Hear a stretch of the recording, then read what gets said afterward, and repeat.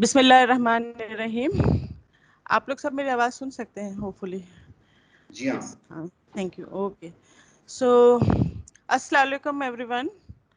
I welcome you all to ERC webinar on a very important subject of monetary policy of Pakistan, challenges and pitfalls. Today we have with us eminent guest speakers and experts on the subject.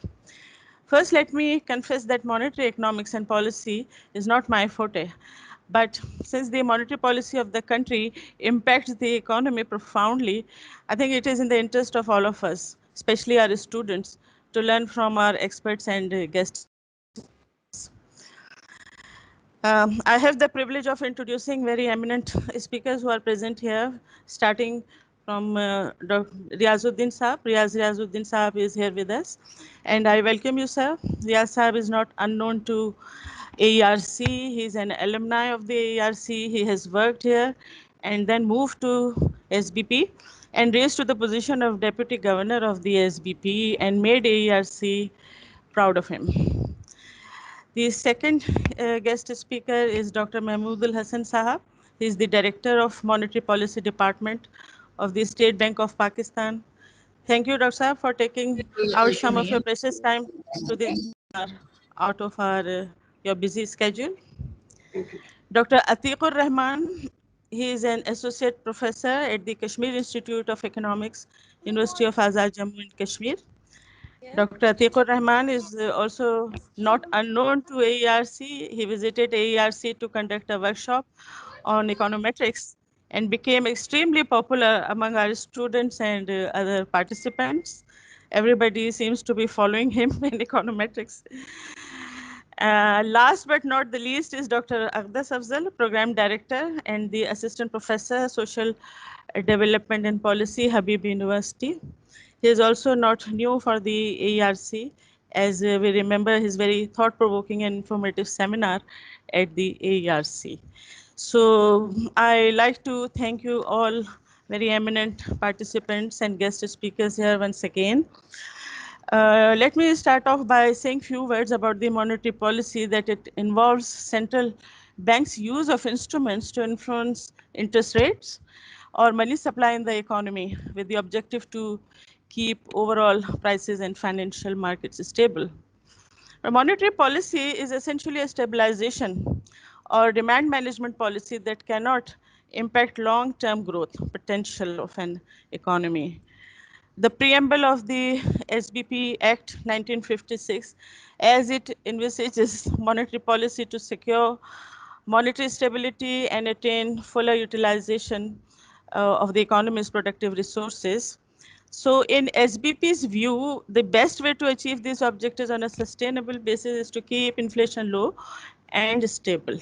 So in practice, I think the State Bank of Pakistan's monetary policy, it strives to strike a balance among multiple and often competing considerations.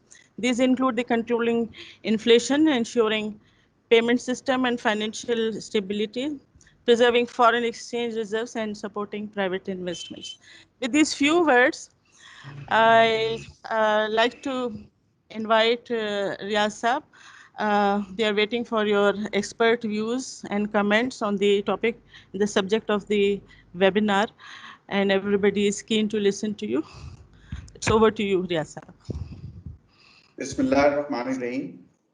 Thank you, Dr. Samina, for your generous introduction. And thank you for inviting me to speak in this important webinar. Monetary policy is a subset of public policies, and the ultimate objective of every public policy is to improve the welfare of citizens.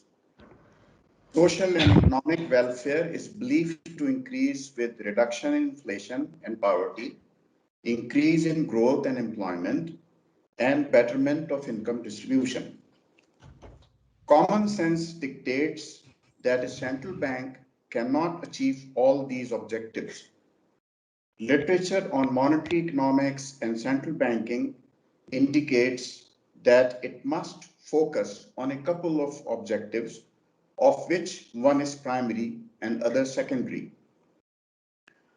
According to Michael Woodford, who I think is a foremost authority on monetary economics, there exists a consensus in the academic literature that a desirable monetary policy is one that achieves a low expected value of a discounted loss function, where the losses each period are a weighted average of terms quadratic in the deviation of inflation from a target rate and in some measure of output relative to potential.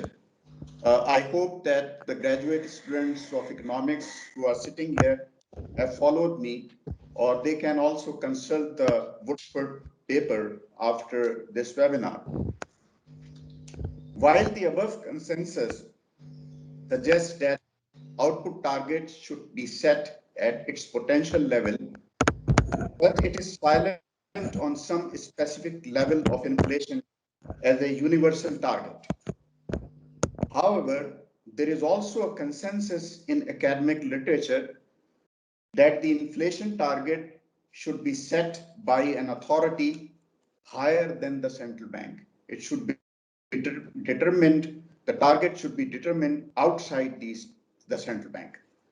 Once the target is specified by the higher authority, the central bank should, however, be empowered fully and independently to use all the instruments to minimize the loss function suggested by Woodford.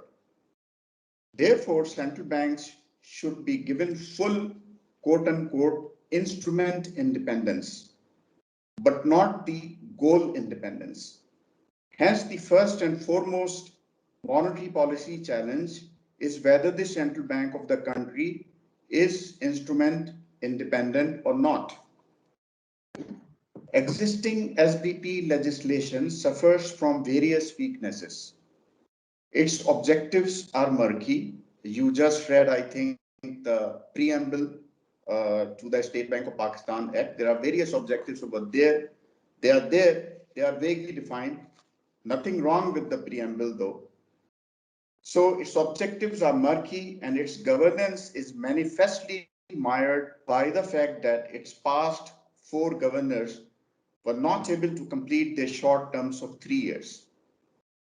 Ministry of Finance is the single largest borrower from the State Bank, but the Secretary Finance sits in its board of directors, a clear conflict of interest. State Bank's Monetary Policy Committee is empowered to set interest rates and other monetary instruments, but not the exchange rate. This is a major weakness. Even in the much talked about recently proposed amendments to SBP Act, Monetary Policy Committee has not been empowered to change the exchange rate even when it is going to create difficulties in the country's balance of payments. So far, it is good that the current exchange rate mechanism has kept it flexible, but without full independence, MPC will not be empowered to correct the course of exchange rate in future if it deviates from the desired path. While the proposed amendments empower the SBP in its functions to undertake the exchange rate policy, it is likely to remain susceptible to political pressures in future, keeping the foreign exchange relatively cheaper. In order to minimize this grave risk or pitfall, MPC needs to be empowered appropriately. In the prevailing media discussions, various imaginary pitfalls and dangers are being described ferociously about an independent state bank. It is absurd to even think that our central bank can ever become so powerful to work against the national interest. I don't want to repeat those imaginary or misperceived pitfalls here. I am, however, shocked and saddened by the quality of prevailing debates on SPP independence. A serious new challenge has emerged for the state bank as the monetary policy effectiveness depends on how the central bank manages expectations of the public. I can understand that it is almost impossible for the State Bank to engage with the media because the amendments have not yet been taken up for the discussion by the Parliament. I am confident that the SBP officials will explain the necessity of these amendments to Parliament when they are called for this purpose. But the prevailing baseless fear mongering is going to make it difficult for the SBP to manage expectations until the Parliament legislates its own version in its own wisdom. I have noticed that the minds of academics have also been influenced by these debates. Just notice the presence of the word pitfall in the title of today's webinar. This is not to say that the pitfalls should not be discussed in academic seminars. The likelihood for an independent central bank taking wrong monetary policy decisions is considerably lower compared to a politically influenced central bank. A bulk of the literature on central bank independence and monetary policy credibility clearly points towards these benefits. Mistakes have been made by the central banks in the past. Federal Reserve took a wrong decision in the early 1930s during the Great Depression to tighten the monetary policy, making the depression worse. In the early 1920s, Bundesbank took a wrong decision in loosening monetary policy, creating hyperinflation, thereby reducing welfare of German citizens. Mistakes will, of course, be made in future, but as I stated earlier, the likelihood for a central bank taking consistently wrong decisions is very low for an independent central bank. Economic knowledge and central bank practices have evolved over time. Ben Bernanke was haunted by the experience of the Fed in the 1930s, and therefore he did not make during the global financial crisis of 2008. These kinds of monetary policy mistakes are unlikely to be repeated during pandemic induced or other depression or recessions.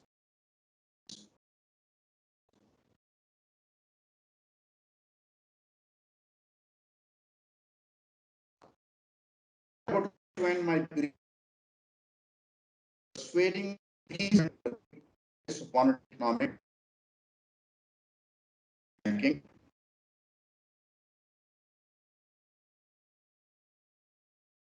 Before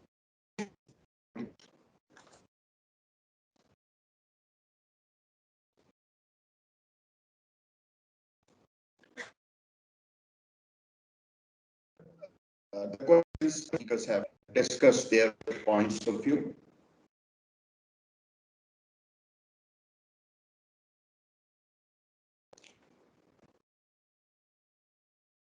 Sorry, can I seem to have lost. I think there is some distortion, technical problem, Hello. probably on your side. Can you hear me, रियाज साहब? आप मेरी आवाज़ सुन सकते हैं? Yes, I can hear you, but for I हाँ, think a couple of minutes, I think yeah. there was a problem. Ji ji. Yes, there was a problem. You can continue now. I think we can hear you. Let me, because I thought I had finished, but let me repeat my last paragraph. Um, I, I would like to end my talk by persuading the graduate students of economics to please read some relevant literature on the theory and practice of monetary economics and central banking before you make your own mind about the challenges and pitfalls of monetary policy. Thank you. Okay. I would Thank you prefer so much. to answer all the questions, after all the speakers have, expressed their points of view. जी जी बिल्कुल ज़रूर. That's the way we are going to do it. अच्छा, thank you so much for your very academic kind of presentation and your. I think it's a half kind of a lecture for our students, but hopefully very informative, and they must have listened to you very carefully. Next guest speaker is Mehmood Khan Saab. So, sir, over to you. Assalamu alaikum, everyone. Walaikum Thank you Assalam. very much, madam, for your nice introduction and providing us the opportunity to explain some of the concepts. I think Riazuddin Saab has already covered a lot of theoretical issues. I would focus more on practical points. So for that, I will share a few slides.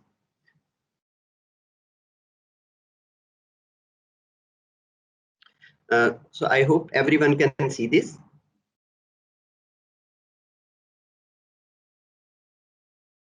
Hello? Gigi, we can see this slide. Key points, yeah. So basically, I was trying to focus on 4 points. The first point, which has been highlighted by you as well as Riaz Saab as well. So I would be a little brief on that. And then I will spend 2-3 minutes on monetary policy in Pakistan and what happened in COVID.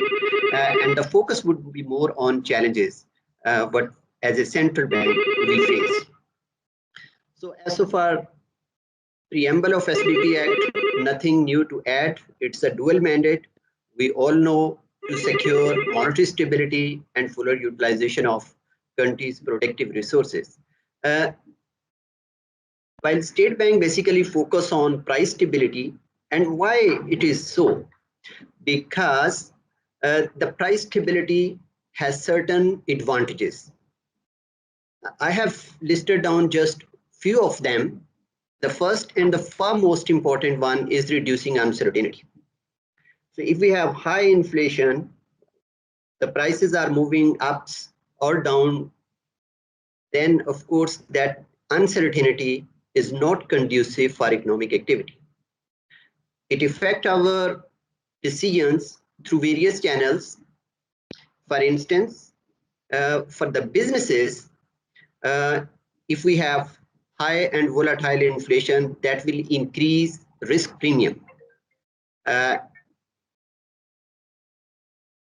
And of course, price stability would help reduce that. Similar is the case with the frequent revision in contract negotiations. That's also took place because businesses have to do that. And if we have stable prices, or you can say low and stable inflation, that would help in that. On above all, the price mechanism itself is very important, because if we don't have good idea of price discovery in the economy, right, it means we will not be able to make informed decisions.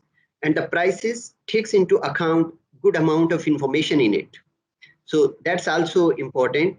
And only stable and you can say low inflation can help promoting this sort of mechanism as compared to price instability. Of course, the value of money is very important. We generally talk about exchange rate. That's our, you can say, very favorite topic.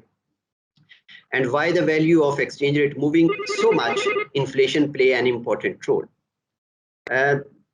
Another important, which I think State Bank does not explicitly focus on that, that's the distribution of wealth.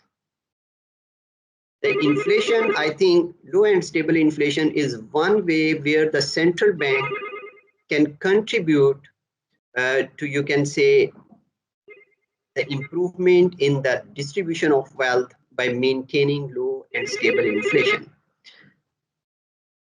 Then the question also arises, that's a one way to deal with it. Another is basically what monetary policy can do and what monetary policy cannot do. I believe this has already been covered in your introductory remarks, and Riaz Saab has also talked about that. So let's not go there. Here is one interesting point, because this chart is simply real GDP growth rate from the last 30 years. We can interpret this chart from many ways, and we can make many points from this. But here, the point which I would like to make is that the target is always you can say higher with the exception of 5 years as compared to our actual real GDP growth. Now, let's think of monetary policy formulation from this point of view. For instance, if we are in 2012, we have a real GDP growth which is lower than the target. Then we have a target for next year for FY13, which is slightly higher than what we have achieved and what was in the previous year. So what sort of monetary policy this would suggest? It would suggest some support from the monetary side. So you can take this example for all the points. The key issue is that all the time, with the exception of the 5 years, this chart would suggest that monetary policy should remain accommodative. Because it's a forward looking, so each time you have a higher target to achieve, so you have to maintain an accommodative monetary policy for almost 25 years from the last 30. That's the demand. Because of dual objective, one is there. But here is another thing. That's basically inflation as compared to the target. And if we look at that, there are almost 11 years in which the inflation was lower than the target, but mostly it's been higher than the target. So if we look at from inflation point of view, again, what sort of monetary policy one has to follow? This demands some sort of contractionary monetary policy because otherwise inflation will not come down. I'm not going about the time lag and other issues, technical issues. It's a very simple point. So one indicator which is very important for you is suggesting for monetary easing. At the same time, another important indicator, which is your prime responsibility, because that's what you can do, that's just a monetary contraction. So those are the basically trade-offs which central banks generally face. And I think in this case, the State Bank is not exception because all the central banks have to deal with this. So practically, this is the essence, or you can say the real challenge which central bank face from monetary policy point of view. So moving toward basically monetary policy making in Pakistan. So here I think this graph shows interest rate, policy rate, and money market rate from 2004 onward. Because it's a long graph, the point which I want to make here is that monetary policy framework has evolved with the passage of time. If I can go back to 1990s, before 90s, State Bank was conducting monetary policy through directed credit schemes. And it was basically financial sector reforms which paved the way for moving from directed credit schemes, or you can say direct monetary policy, to a market-based monetary policy mechanism. And over the last 30 years, it has come a long way. And during this process, State Bank has also moved from traditional monetary aggregate targeting to short-term interest rate targeting. And that took place in 2009. And here, if you look at the volatility which we witnessed when we were doing monetary aggregate targeting, so we have seen a lot more volatility in interest rate. So the quantity was basically controlled, so interest rate was basically allowed to fluctuate a lot. But with the passage of time, State Bank has moved toward an interest rate corridor framework. And that framework has also evolved with the passage of time, because earlier we have 300 basis point width that has been reduced. Then to anchor the inflation, you can say market expectations, where State Bank want to see the rates. Then the policy rate was introduced in 2015, and that has also been made symmetric in last year. So this is a gradual process in which you can say the framework continue to improve. And at present, State Bank generally focus on short-term interest rate and let the market liquidity adjust according to that level of interest rate. And this is done through open market operations. So that's which are visible from blue bars behind the chart.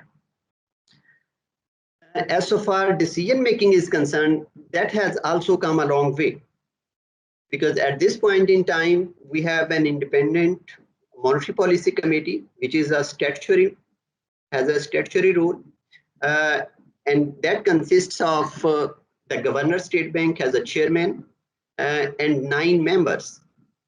Among those 9 members, 3 are the board of directors nominated by the board, 3 senior executives of the SBP, and then we have 3 independent renowned economists. They are also part of the MPC. So all those, you can say this MPC is responsible for the formulation of the monetary policy, and they also took decisions about the monetary policy stance, which are communicated through our, excuse me, I have to take a call for a minute because that's something. Okay, it's all right.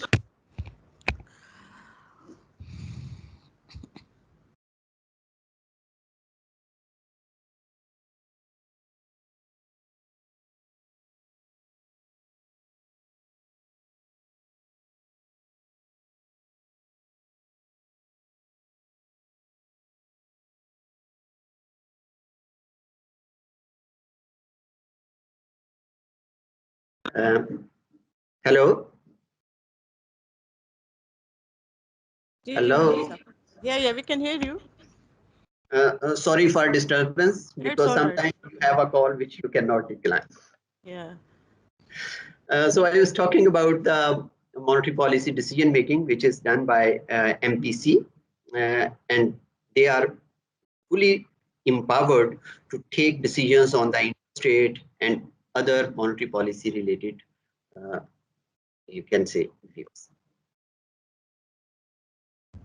This we can move toward the COVID situation, because that has drastically changed, and there was a lot of discussions in the print media as well as in TV talk shows, what is happening and how things are moving. And let me share what central bank has done. If you look at before the COVID-19, we were following a stabilization policy. And why that was followed? Because of the twin deficit, which we have seen deteriorating to unsustainable level. That was the situation when the COVID hit. At that point in time, I think the Monetary Policy Committee was quite quick to take decisions. 5 Monetary Policy Committee meetings held from 17th March to 25th June. So almost 3.5 months. And the policy rate, as you can see, was reduced from 13.25% to 7%. At this point in time, it is lower than what the inflation is. And if we compare it from the point of view of other countries, I think this was one of the biggest rate cut as compared to the developing country, with the exception of Argentina, because they were following their own crisis. So their point was different. One can say that because policy rate was so high, so you have to cut more. But we also looked at the countries who are having double-digit policy rate at that point in time, and even higher than that.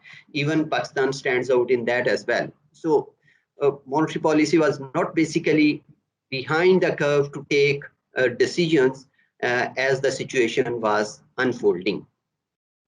Beside that interest rate cut, that decision was also supported by, you can say, a number of refinancing scheme, which is akin to the quantitative easing as done by other, you can say, advanced countries or some of the emerging economies. And here, if we look at, I think all the schemes, or you can say policy measures, have provided liquidity support of around 2.2 trillion, which is around 5.2 percent of GDP. So it's a huge stimulus which is basically provided by the SBP to the economy.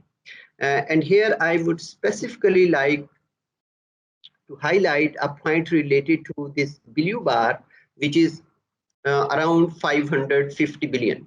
So this is basically tough temporary schemes for long-term investment. The 550 billion approvals have been done, and this is for long-term investment. So because these schemes provide funding up to 10 years and at a very subsidized rate. So you can imagine that these schemes have been pretty much successful, not only in providing liquidity for their businesses, but also to facilitate long-term investment. And most of that investment will take place in the coming year, for example, the next fiscal year. As you know that all these schemes were time bound, so some of the schemes have also gradually expired. So the stimulus which is provided by the SBP, you can say, would recede as the situation becomes normal.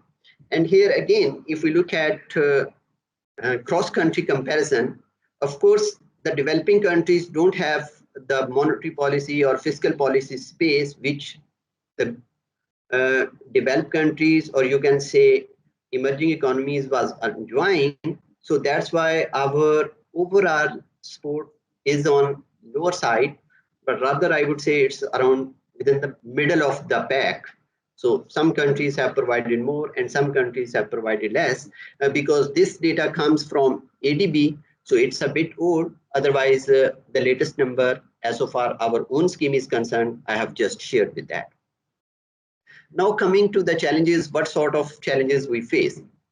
I would basically define all, you can say categorize all the challenges into three major categories. The first one is the continuous, which we deal all the time. And other is the normalization of policies. You can say stimulus, which has been provided. Ultimately, we have to normalize things. And the third point is beyond pandemic. So let's focus on first one, which is the major challenge, because decisions have to be made. Because each time there is a monetary policy committee, they have to make a decision. But if we look at the circumstances, the decisions are made under massive uncertainty because we have limited information about economic outlook. There is always debate about the mechanisms, or you can say relationships in the economy. These things are hotly debated by the researchers. So we all know about that. I think this challenge is aptly summed by this Deputy Governor, Bank of Japan. What he talked about that is a central bank is like a driver on a winding road with a misted up windshield and rear view mirrors and an inaccurate speedometers. What does that mean? The few red words which I have highlighted. Winding road means risk to economic activity, which are changing all the time. And sometimes we don't have very good information where this country is around the business cycle. How much output gap is running, whether it's 2%, 2.5%, 3%. Right? So all sorts of, you can say, uncertainty is there. When we talk about misted up wind screen, it means uncertainty about economic outlook. When we look into the future, that's again a lot of uncertainty there. And misted up rear window and inaccurate speedometers mean limitations of economic statistics. I would explain more on basically these points. For instance, in case of Pakistan, we all know, being researchers, that data becomes available with a significant lag. Let's take the example of GDP growth or real GDP. The national income accounts data show up once in a year. So during the whole year, we have very limited information on overall economy. It is the large scale manufacturing on which information we have. Similarly, there are some other frequency indicator like petroleum sales, cement sales, on which we can have some information. Otherwise, the national income accounts information is only available once in a year. Second point, the data, whatever we have, it contains a lot of noise. Sometimes it is because of seasonality, sometimes other issues are there. So whatever data we have, it's very hard to basically figure out what is happening underlying economic activity. Then of course, substantial revisions to the real GDP growth. I will share a graph which will basically explain what I mean. So these sort of data limitations are faced while we are doing research. We don't have to basically care much about these because data is already available with us. But from policy making point of view, these are very serious issues. And this situation is, I think, more aggravated by COVID-19. In addition to data, then whatever the models we have, there are considerable uncertainty as well. So that's basically model uncertainty, which we also have to deal with. Here is again a very simple chart which shows the target real GDP growth, and then the first number which show up, and then the actual number which we receive after 3 years. So I would specifically highlight FY19. The target was 6.2. By end of the year, we came to know that economic activity is 3.3. And after 1 year more, we came to know it wasn't 3.3, it is basically 1.9. So if the revision is like this, what we have in 2017, 5.3, 5.2, it's okay. And if we have revisions like this, 3.3 to 1.9, which is a huge revision in economic activity, and you can imagine if any central bank is making a decision and taking into account the output gap situation of the country, how it would basically impact that decision. To be specific, let's assume our potential GDP growth is 5%, and the real GDP growth, what we have is 3.3%, right? So the output gap is 1.7%. But when we came to know, it wasn't 3.3, it is basically 1.9. So you can imagine how much uncertainty is there. Let's not talk about 20, which is yet to be basically formed up. We know last year number was negative. How negative it was, we came to know in May 2021. Then the second challenge, which was brought by COVID, and that's basically normalization of policies, because whether it's a government or you can say monetary authorities, everyone has provided stimulus. The big challenge would be how to basically normalize those policies.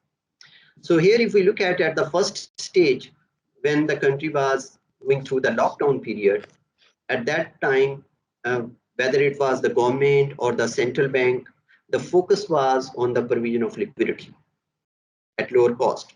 Because of the lockdown, the businesses don't have liquidity. So you have to basically provide liquidity. At the same time, some regulatory forbearance was also provided.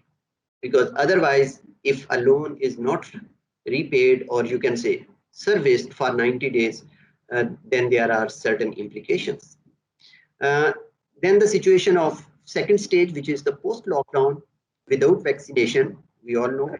Here, the policy focus was to facilitate businesses by allowing relaxations on, you can say, export, import, and other business activities. And some, you can say, policy issues to deal with expected solvency issues, because definitely certain businesses will go underwater, so that will have implications for the financial stability.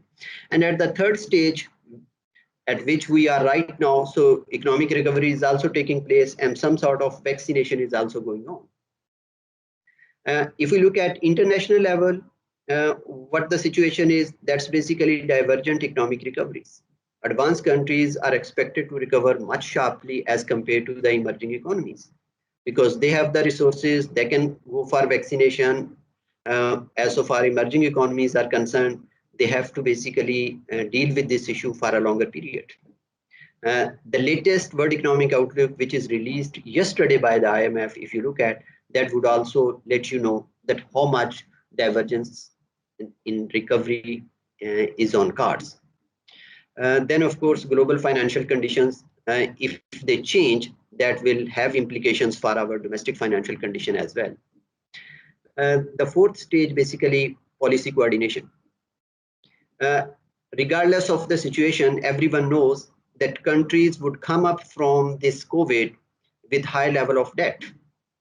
And this would be more problematic for countries like Pakistan, which have already limited space before the COVID-19 and relatively higher level of debt. So how to deal with this situation, that would remain a major challenge in the near term, particularly for the normalization of policies. Then I would like to end up with, you can say, a few medium-term challenges. That's again related to international developments, which will basically impact us. The first and the foremost is the potential return of inflationary pressures at international levels.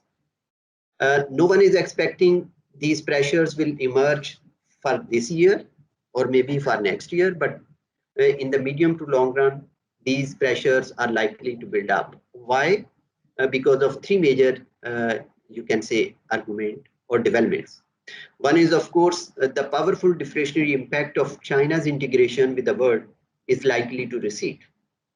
So once that would recede, the prices would start normalizing. Second is the trade tensions, which are still manageable, but if they intensify, then they would have inflationary consequences. And the third one is basically growing public debt, which has also, you can say, inflationary concerns. And the second key point, which would basically impact policy making, that's the financial innovations and digital currencies, particularly from a monetary policy point of view. And new financial instruments are coming in, technologies are coming in, institutions, lot of institutions are involved in dealing with those issues. So it is possible that these activities will impact monetary policy making. Here you can take the example of virtual currencies or cryptocurrencies, or you can say central bank digital currencies. If you can say movement particularly goes toward the central bank digital currencies, then there would be some changes how the commercial banks would cope with that. But if the developments basically move towards Bitcoin or Libra, those are more, you can say, think of dollarization for a developing country. So in both cases, there would be implications for the monetary policy, and central banks are not yet clear how things would move. The strategy, I think, which everyone is following and State Bank is also following, let's be open mind and not open door for every type of, you can say, technology. The best way to deal with those would be continue to monitor the developments and see some positive impact as well. For instance, these technology would allow central banks the real-time monitoring of the economy as well. So this will solve some of the problem which I was earlier highlighting. So how things would pan out, I think it's yet to be clear. So this is all from my side. Thank you. Okay, thank you so much, Dr. Mehmood Khan. It's really a very informative presentation that you have made here for the benefit of not only for us, the faculty, as well as the students and all the participants in this webinar. Sir, you have talked about the challenges, uncertainty and the challenges to the monetary policy. So as I understand, according to the monetary policy statement, the SBP expects average inflation to fall within the 7 to 9% range during the fiscal year 2021. So food inflation is something which is more a governance issue and may raise the CPI inflation, pushing the state bank policy to increase the policy rate prematurely. So as we all know that inflation is actually gaining steam and is likely to remain high in the next 6 months. So as per an analysis that I was going through, this is because due to the hike in the taxes and the electricity tariff and amid the resumption of the International Monetary Fund program, and also rising international oil and commodity prices. Probably this will compel the central bank to increase the interest rate again. I mean, this is just a thought. And I think we'll take the questions from the audience later. After two experts' point of view from the State Bank of Pakistan, we have two academics here, very eminent one. So Dr. Atiq Rehman is the next speaker, and hopefully he's here. Thank you, madam. Thank you very much. I'm here. Yes. जी जी Okay, जी doctor साहब हाँ बिल्कुल uh, let me start with some slides. Let me share with you. जी जी जरूर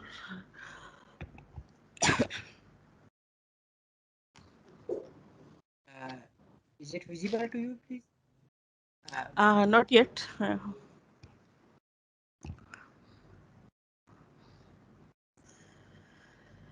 lately Dr. Atiq Rahman has been very active on the social media debating about the autonomy of the State Bank of Pakistan, uh, making arguments, counter Okay. arguments. Is it visible to you now? Uh, no, sir, Uh, not yet again. Not Here to it me, at is. least.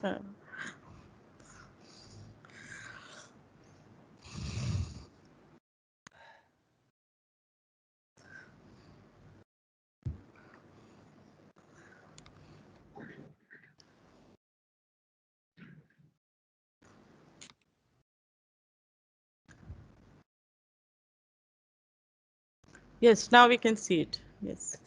Okay.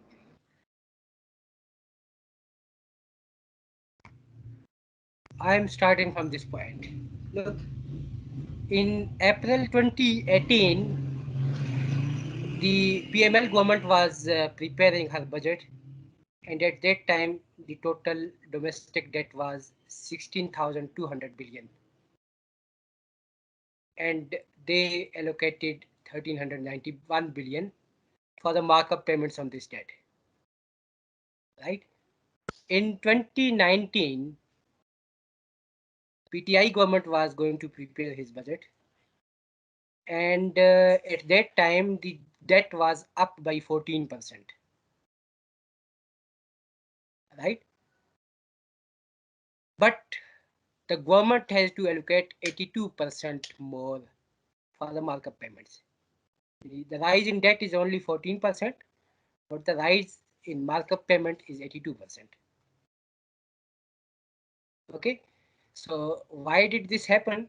Everybody knows this is because the SBP people increased the policy rate, and the cost has to be bear by government.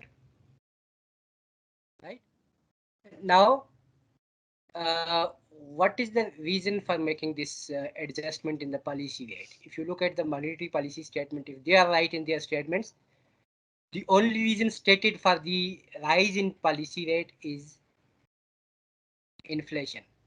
What is the cost of this price, this adjustment?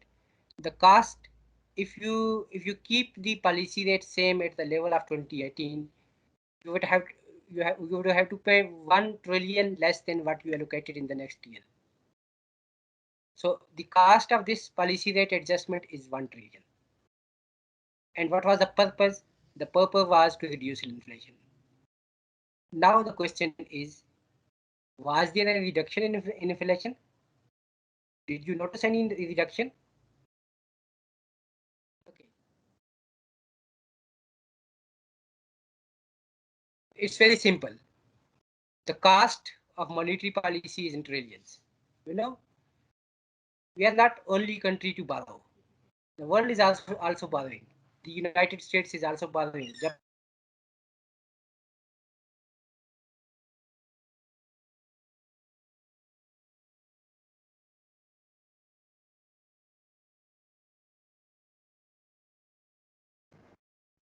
Oh, I think there is some technical issue again. Dr. Saab, we can't hear you. Do you hear me?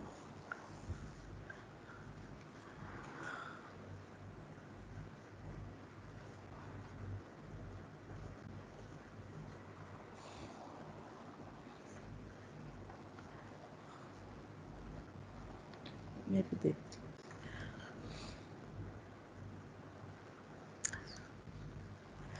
Dr. Atiq Rahman, can you hear me? Oh, there is some problem. Hello? जी हाँ ये बीच में कोई problem हुई थी doctor साहब so Acha. We have missed Okay. To 1 or 2 minutes of your talk.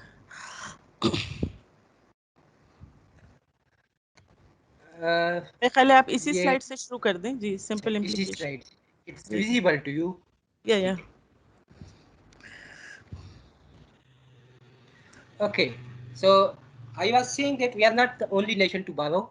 There are many nations which have borrowed from their banks, and some nations have very high percentage of debt compared to us.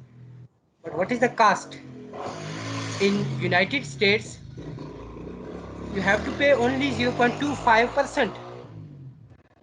But in Pakistan, uh, this time we have the policy rate 7%, but actually the borrowing is happening at 11%. On the long-term debt, the SPP is offering 11% coupon rate. So one need to analyze what is the need of paying so much money to the banks when the debt is available in the market at a much cheaper rate. Okay, the question is the this is basically the markup payment which is causing total fiscal distress is the result of policy rate that is decided by State Bank of Pakistan. There could be some benefits, but the question is there any evaluation of the effectiveness of policy rate? Are you with me? Are you listening, please? जी जी doctor जी साहब आवाज yes आ रही या है we can please, listen to you go ahead. Yes Okay, the question is this is very costly project. The cost of this project is in trillions. Is there any evaluation? My respected Dr. Mehmood Al Hassan is here, and he can just inform us if there is any. But what I found actually a few days ago, I was in a talk and I asked the same question: is there any evaluation of the policy rate effectiveness of the policy rate management in Pakistan? The person from SBP replied me with these links: a pragmatic model for monetary policy analysis, and then there is evaluating performance of inflation forecasting models of Pakistan, and say this kind of things. These are the kind of papers that we write in academics for getting 1 or 2 impact factor. Is it something like the evaluation of a trillion rupee project? If you have any, you can share it with me. There's just no problem. Okay, so what is there in this State Bank of Pakistan, which is actually the evaluation of monetary policy? This is a paper from the SBP Research Bulletin. You can see the volume number and so and so. This paper is written by someone who is working in IMF, and what he write.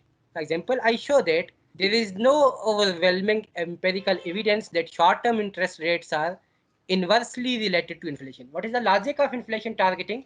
The logic of inflation targeting is the inverse relationship between interest rate and inflation, right? If you increase the interest rate, the inflation will go down. But this paper, which is available on the website of State Bank of Pakistan, this is saying that we are not finding any evidence, there is no overwhelming empirical evidence that the short-term interest rates are inversely related to inflation. If this means that by increasing interest rate, you cannot decrease inflation. if you cannot decrease, then what will happen? Then there will be two consequences. On one hand, you will have higher debt, higher markup payments, and on the other hand, you will create the difficulty for businesses. So this is what is happening with the country at present. This is another paper by Safia Shabir, who was Deputy Director at State Bank of Pakistan. And what she is saying, she found the balance sheet channel. The logic of inflation targeting depends on demand channel. But she found that for Pakistan, what is more prominent channel is the balance sheet channel. And Dr. Mehmood Hassan is well informed that by balance sheet channel, you mean that by increasing interest rate, you only create the difficulties for businesses. This is not implying that by increasing interest rate, you can decrease inflation. Okay, this is the actual story, what happened in Pakistan. This is from 2010 up to most recent. Look, whenever the interest rate is decreased, the inflation is also decreasing. And whenever the interest rate is increased, the inflation is going up. What does this mean? This means that there is positive relationship and there are logics. Actually, the evidences for positive relationship between the interest rate and inflation are as old as the monetary economic itself. In 1923, Gibson found the evidence, and then there are many more evidences. But what is happening? This is kind of there is some kind of bias, I guess, because whenever you found an evidence in favor of positive relationship between discount rate and inflation, the people refer it to like puzzle, paradox, and this kind of things. Whereas this is actually not a paradox, not a puzzle. Chomsky was the pioneer of monetary economics, and he was in 1850. Right? Thomas Tuchel predicted that the relationship between interest rate and inflation would be positive, and he stated very simple reason. This is basically part of cost of production. The firms borrow from the banks and they have to pay the markup. If the interest rate is going up, the cost of production for the firm will go up, and they will simply transfer the cost to the customer. That's it. There is very simple logic which is present there from the day first of the monetary economics. But what is happening? People are finding evidences in favor of the positive relationship, but these evidences are sometimes referred as paradox, sometimes they are referred as puzzles, and so and so. Whereas actually this is very simple. Look, there is an example. Brazil was having 14% markup rate in 2017. And Brazil in the past has experienced the hyperinflation. So they should be very cautious about hyperinflation. But they reduced, and today the policy rate in Brazil is less than 2%. But what you can see from the paragraph from this slide, that by reducing the policy rate, inflation also go down. So this is the current scenario. This is the thing which is evident from the data, and the most recent evidences from all around the world are supporting this view.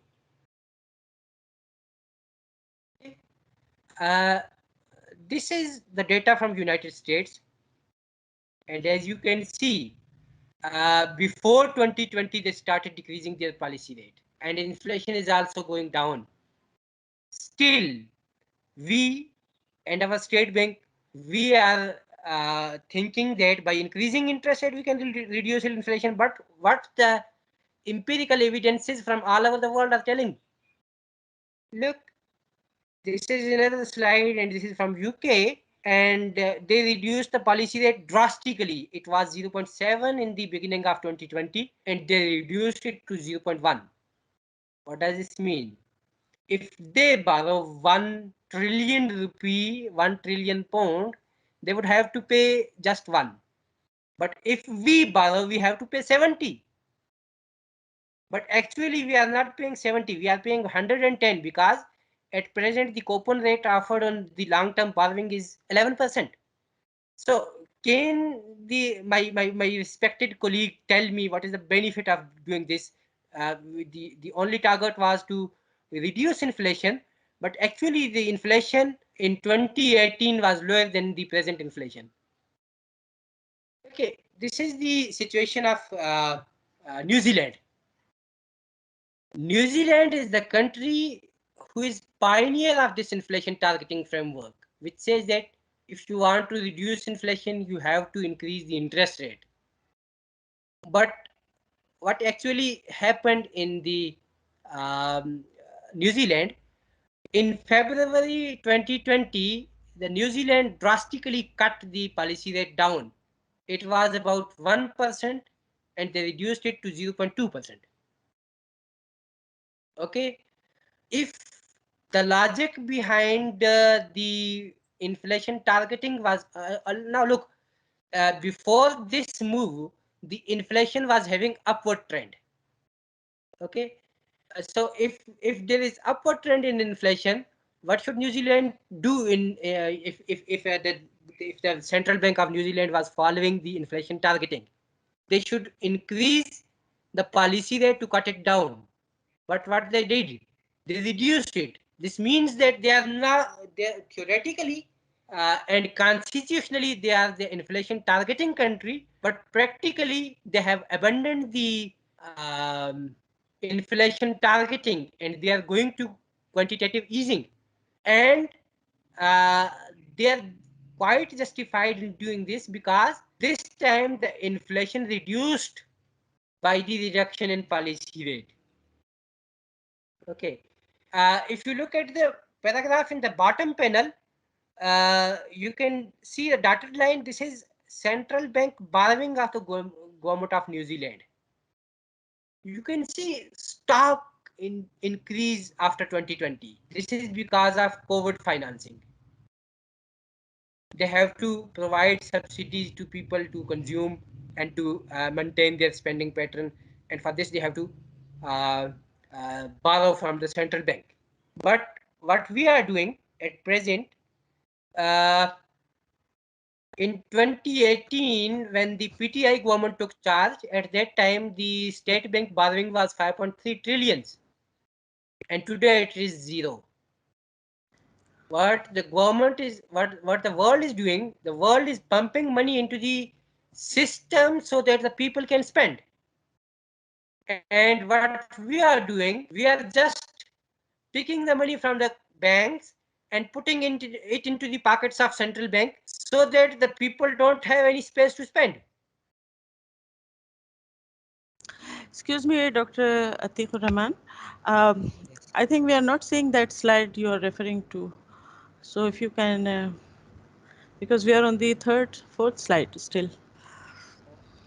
If you could move the slide further. Yeah, this one. Now we can see it. I was discussing this slide. Is it visible to Okay. you? Yeah, it's visible now. This Okay. this is telling you two things. In February 2020, the New Zealand decreased policy rate. And before this move, the inflation was having upward trend. So in order to, if they were following the inflation targeting as stated in their constitution and as they are declaring themselves as inflation pioneer of inflation targeting, in fact, they should increase the interest rate to cut the policy rate, to cut the inflation down. But what they did, they reduced the policy rate. This is because they understand the inflation targeting is no more a preferred mode to cut the inflation down. They have learned from the history. But what happened actually, inflation also go down, right? And if you look at the bottom panel, you can see a fast increase in, this is the dotted line is, hello, are you with me, please? Gigi, yeah, we can listen to you. Yes, Yeah. we can hear Okay. you. The Well, if you dotted can kindly line is maximize the slide. G. If I maximize this, you cannot, slides are not moving, in fact. They're just Yeah. stuck at the first slide. That's why I'm, okay.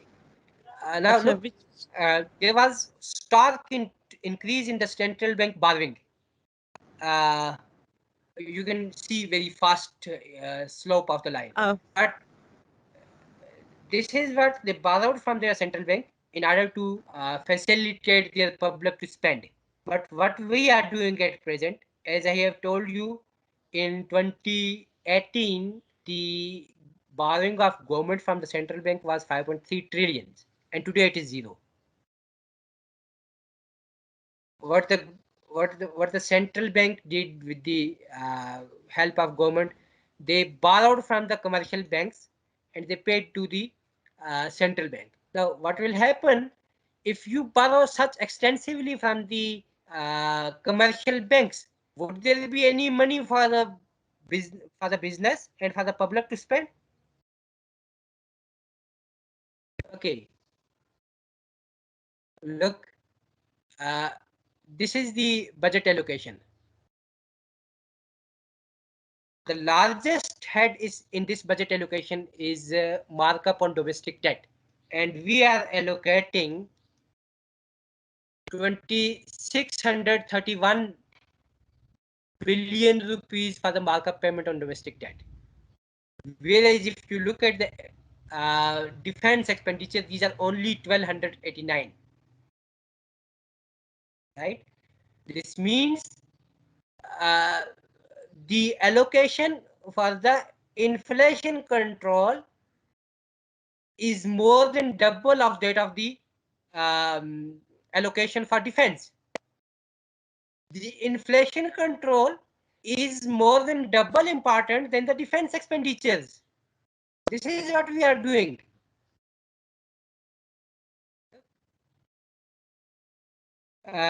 My respected colleague was showing us that they have cut the policy rate down by very huge percentage, but actually he did not show that what was the policy rate before and what is the current level. Look, at present, today, in the United Kingdom, the policy rate is just 0.1%, and if they are borrowing 1 trillion pound from the market, they have to pay only 1 billion on it.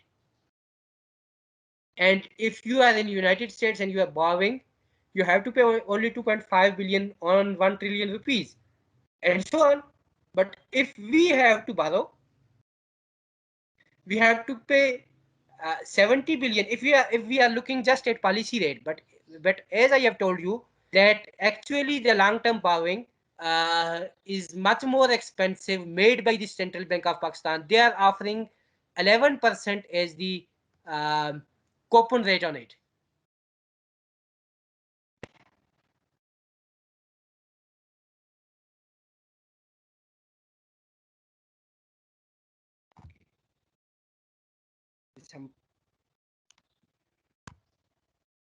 Okay, look, at the time of this COVID, the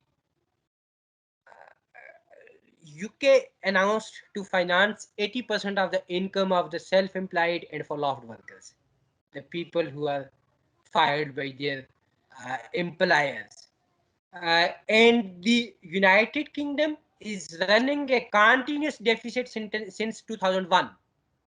In none of the years they have a surplus. And at the time of COVID, the revenue must have gone down because of the reduction in the production and closure of many businesses. Despite this,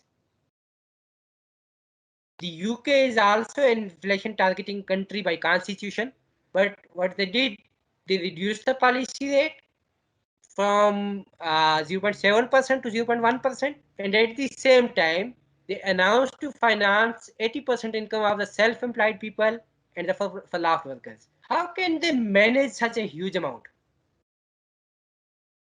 It's only by the borrowing from the Central Bank of England. They borrow from it.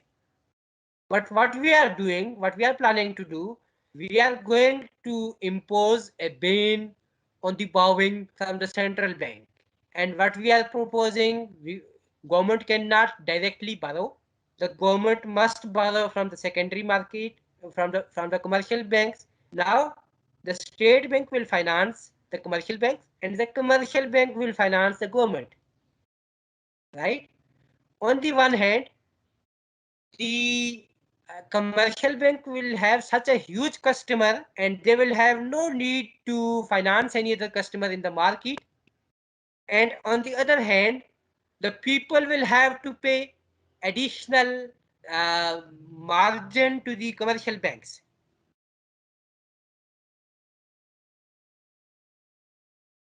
Okay. I have discussed this, and this is the relationship between interest rate and inflation in United States. As I have told you, what we are doing, we are trying to cut the inflation down by increasing interest rate, but in every period of history, not only presently, in every period of history, there is positive relationship between interest rate and inflation. This is the United States data, federal fund rate and inflation. And this is separated into various decades. The first panel is showing 1950 up to 60, second panel is 60 up to 70, and then 70 up to 80, and so on. In every period, you will see they are not moving, the interest rate and inflation are not moving in the opposite direction. They are moving in the same direction. If the interest rate is going up, the inflation is also going up. And if it is going down, the inflation is also going down. And as I have explained, Thomas Tuchel explained this phenomena 2 centuries ago. He gave very simple logic that the interest rate is a part of the cost of doing business, cost of production. So if it is going down, the cost of production will go down, and ultimately consumer will benefit. And if it is reverse, the opposite. But still we are stuck with the inflation targeting, despite seeing the failure of inflation targeting in the entire world. So the simple thing is, this is very huge project. Actually, we have allocated 2631 billion for the markup payment, and markup payment is nothing but a price we are paying to control the inflation, right? It's huge project. It is double as expensive, more than double of the budget allocated for the defense, and it is 6 multiples of the budget allocated for the civil government, right? If you are holding the federal government accountable for 475 billion rupees, which are on the behalf of government, why the SBP is not accountable for the 2631 billion rupees which are on the behalf of State Bank of Pakistan? So my respected colleague is there. I respect all the person from Central Bank of Pakistan, but just to point out, sir, please, if you have any evaluation of the monetary policy effectiveness, if you have anything which shows that by increasing the interest rate, the inflation went down, you can just bring it forward for me and for the people who are listening this, and I will just say sorry because it's my limited knowledge, right?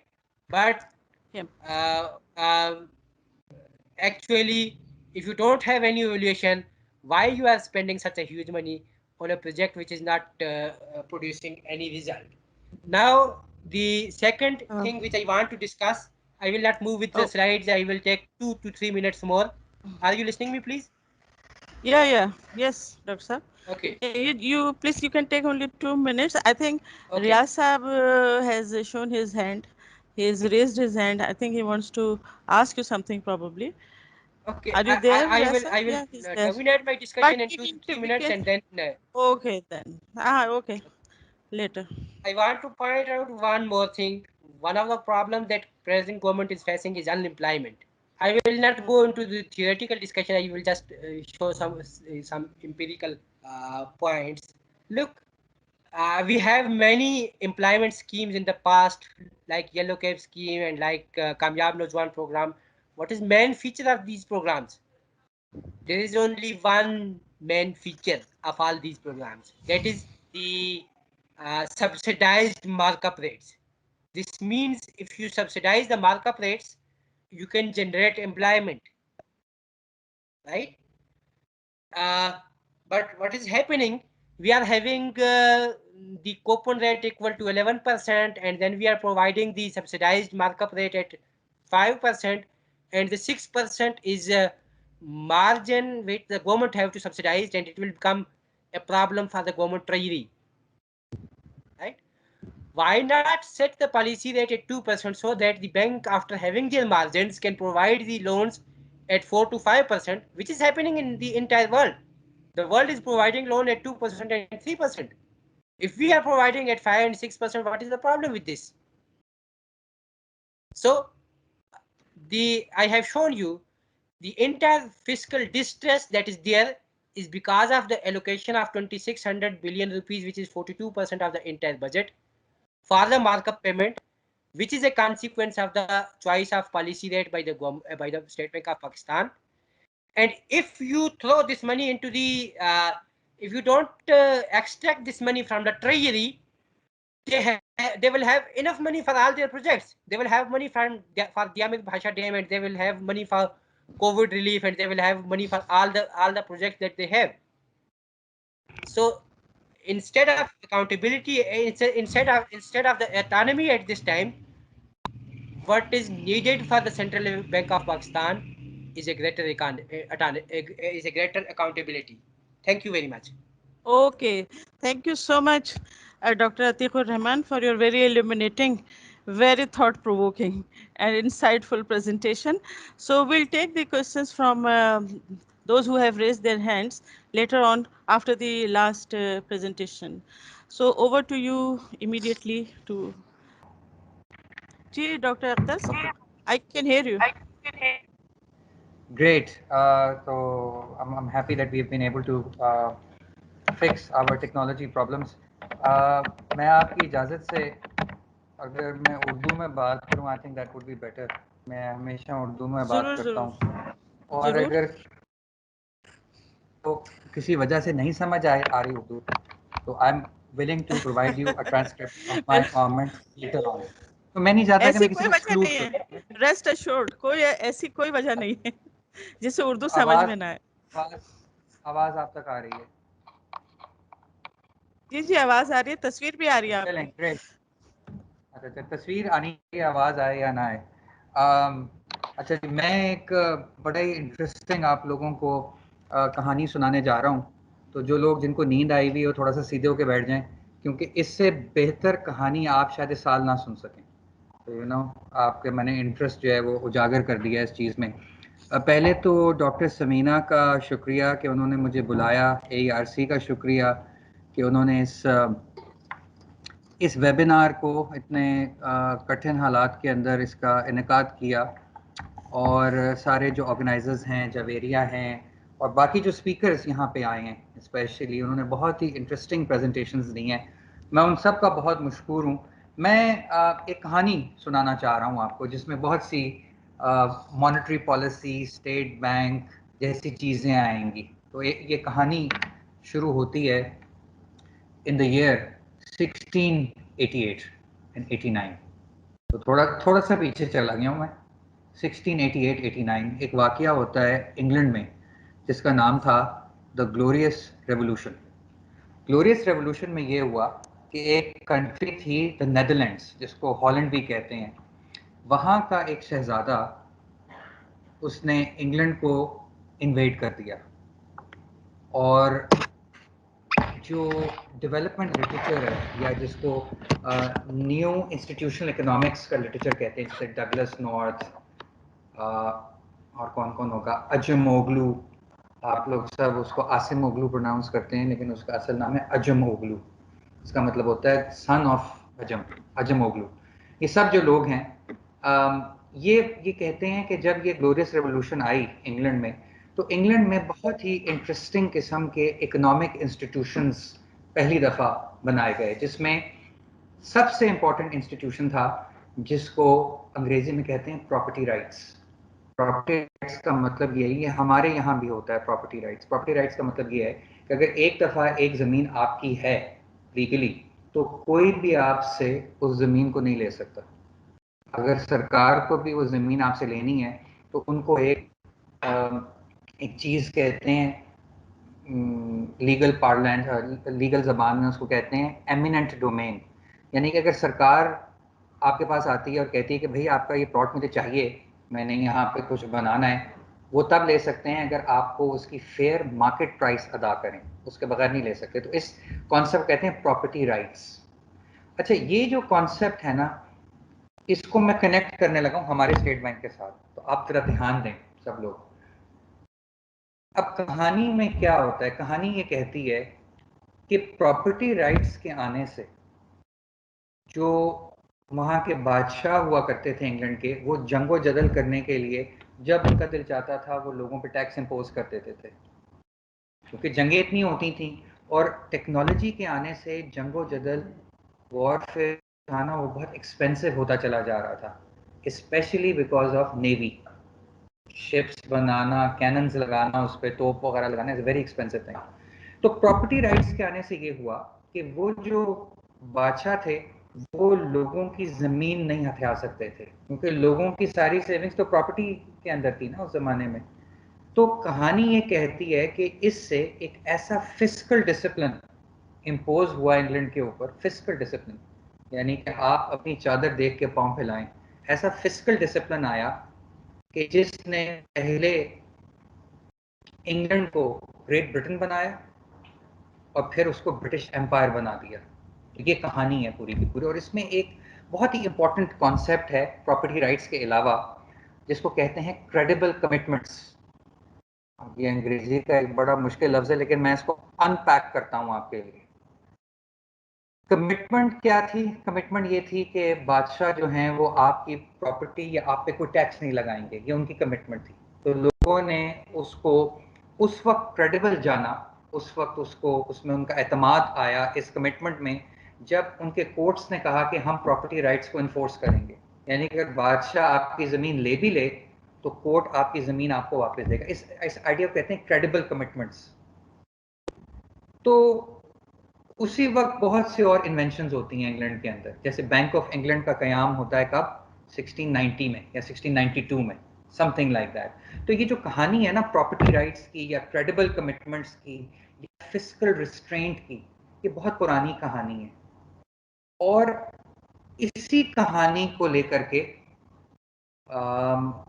ये जो independence of the State bank का literature है ना, या central bank autonomy का जो literature है, जिसमें ऐसे लोग आते हैं जैसे, मुझे नाम उनके भूल रहे हैं, प्रेस्कॉट था या जो भी और इकोनॉमिस्ट हैं, वो पूरा का पूरा एक है क्रेडिबल कमिटमेंट्स लिटरेचर। वो कहाँ से आ रहा है credible commitments idea? Glorious revolution से। क्रेडिबल कमिटमेंट्स लिटरेचर क्या कहता है? वो लिटरेचर ये कहता है कि जैसे बादशाह को जरूरत नहीं है टैक्स करने की लोगों को, इसी तरह जो मॉडर्न पॉलिटिकल गवर्नमेंट्स हैं, पॉलिटिकल गवर्नमेंट्स जिनको इलेक्शंस के लिए, उनको भी जरूरत है लोगों को खुश करने की या लोगों के ऊपर पैसे स्पेंड करने की। जब भी इलेक्शंस का टाइम करीब आता है तो आप देखते हैं कि एक्सपेंडिचर्स बढ़ जाते हैं। तो क्रेडिबल कमिटमेंट्स का लिटरेचर, या जो लोग सेंट्रल बैंक की ऑटोनॉमी और इंडिपेंडेंस की बात करते हैं, वो ये कहते हैं कि भाई पॉलिटिकल गवर्नमेंट के पास ये राइट नहीं, या ये राइट तो मैं नहीं कहूँगा, ये लफ्ज़ इस्तेमाल करते हैं, ये अपॉर्चुनिटी चाहिए कि उनका जब दिल चाहे वो नोट छापें। नोट छापने का मतलब ये है कि आपने सेंट्रल बैंक से, स्टेट बैंक से बोरो किया पैसे, उसको लगा दिया, इकोनॉमी में छोड़ दिया, पीपल्स वर्क्स प्रोग्राम शुरू कर लिया, एहसास प्रोग्राम शुरू कर लिया। मैं ऐसे एग्जांपल्स दे रहा हूँ, मैं उनको क्रिटिसाइज नहीं कर रहा इन प्रोग्राम्स को, क्योंकि जब आप नोट छापते हैं या जब आप फिजिकल साइड से आप कह लें या स्टेट बैंक से पैसे लेके आप इकोनॉमी में डालते हैं, तो उससे अकॉर्डिंग टू थियरी इन्फ्लेशन होती है, और इन्फ्लेशन एक तरह का टैक्स है, राइट? क्योंकि उससे आपकी बाइंग पावर कम होती है ना इन्फ्लेशन से, तो एक तरह का टैक्स है। टैक्स लगाने से भी तो बाइंग पावर कम होती है। तो ये है लिटरेचर, क्रेडिबल कमिटमेंट्स, और ये है वो आइडिया जिसको जो आजकल बहुत आपने देखा होगा कि बड़ा इंटेंसली डिबेट हो रहा है कि सेंट्रल बैंक की इंडिपेंडेंस होनी चाहिए या नहीं होनी चाहिए। अब मैं यहाँ से वापस आता हूँ और मैं कुछ कहानी का रुख जो है ना उसको मोड़ने लगा हूँ।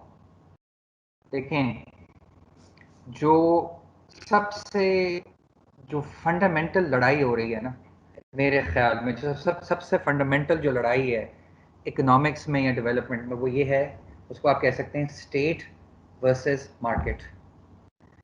क्या मार्केट को कम्प्लीटली इंडिपेंडेंट होना चाहिए, फ्री होना चाहिए, जैसे एडम स्मिथ का आइडिया ना इनविजिबल हैंड, या स्टेट के पास ये ताकत होनी चाहिए कि वो डेवलपमेंट पॉलिसी को चलाए, राइट? कि एक है। तो ये जो स्टेट बैंक की इंडिपेंडेंस है ये भी उसका एक शाखाना है कि उसमें एक तरफ का कैंप है वो कहता है कि नहीं हमें कम्प्लीटली इंडिपेंडेंट होना चाहिए, और दूसरी तरफ के लोग कहते हैं कि स्टेट की कोई ताकत होनी चाहिए।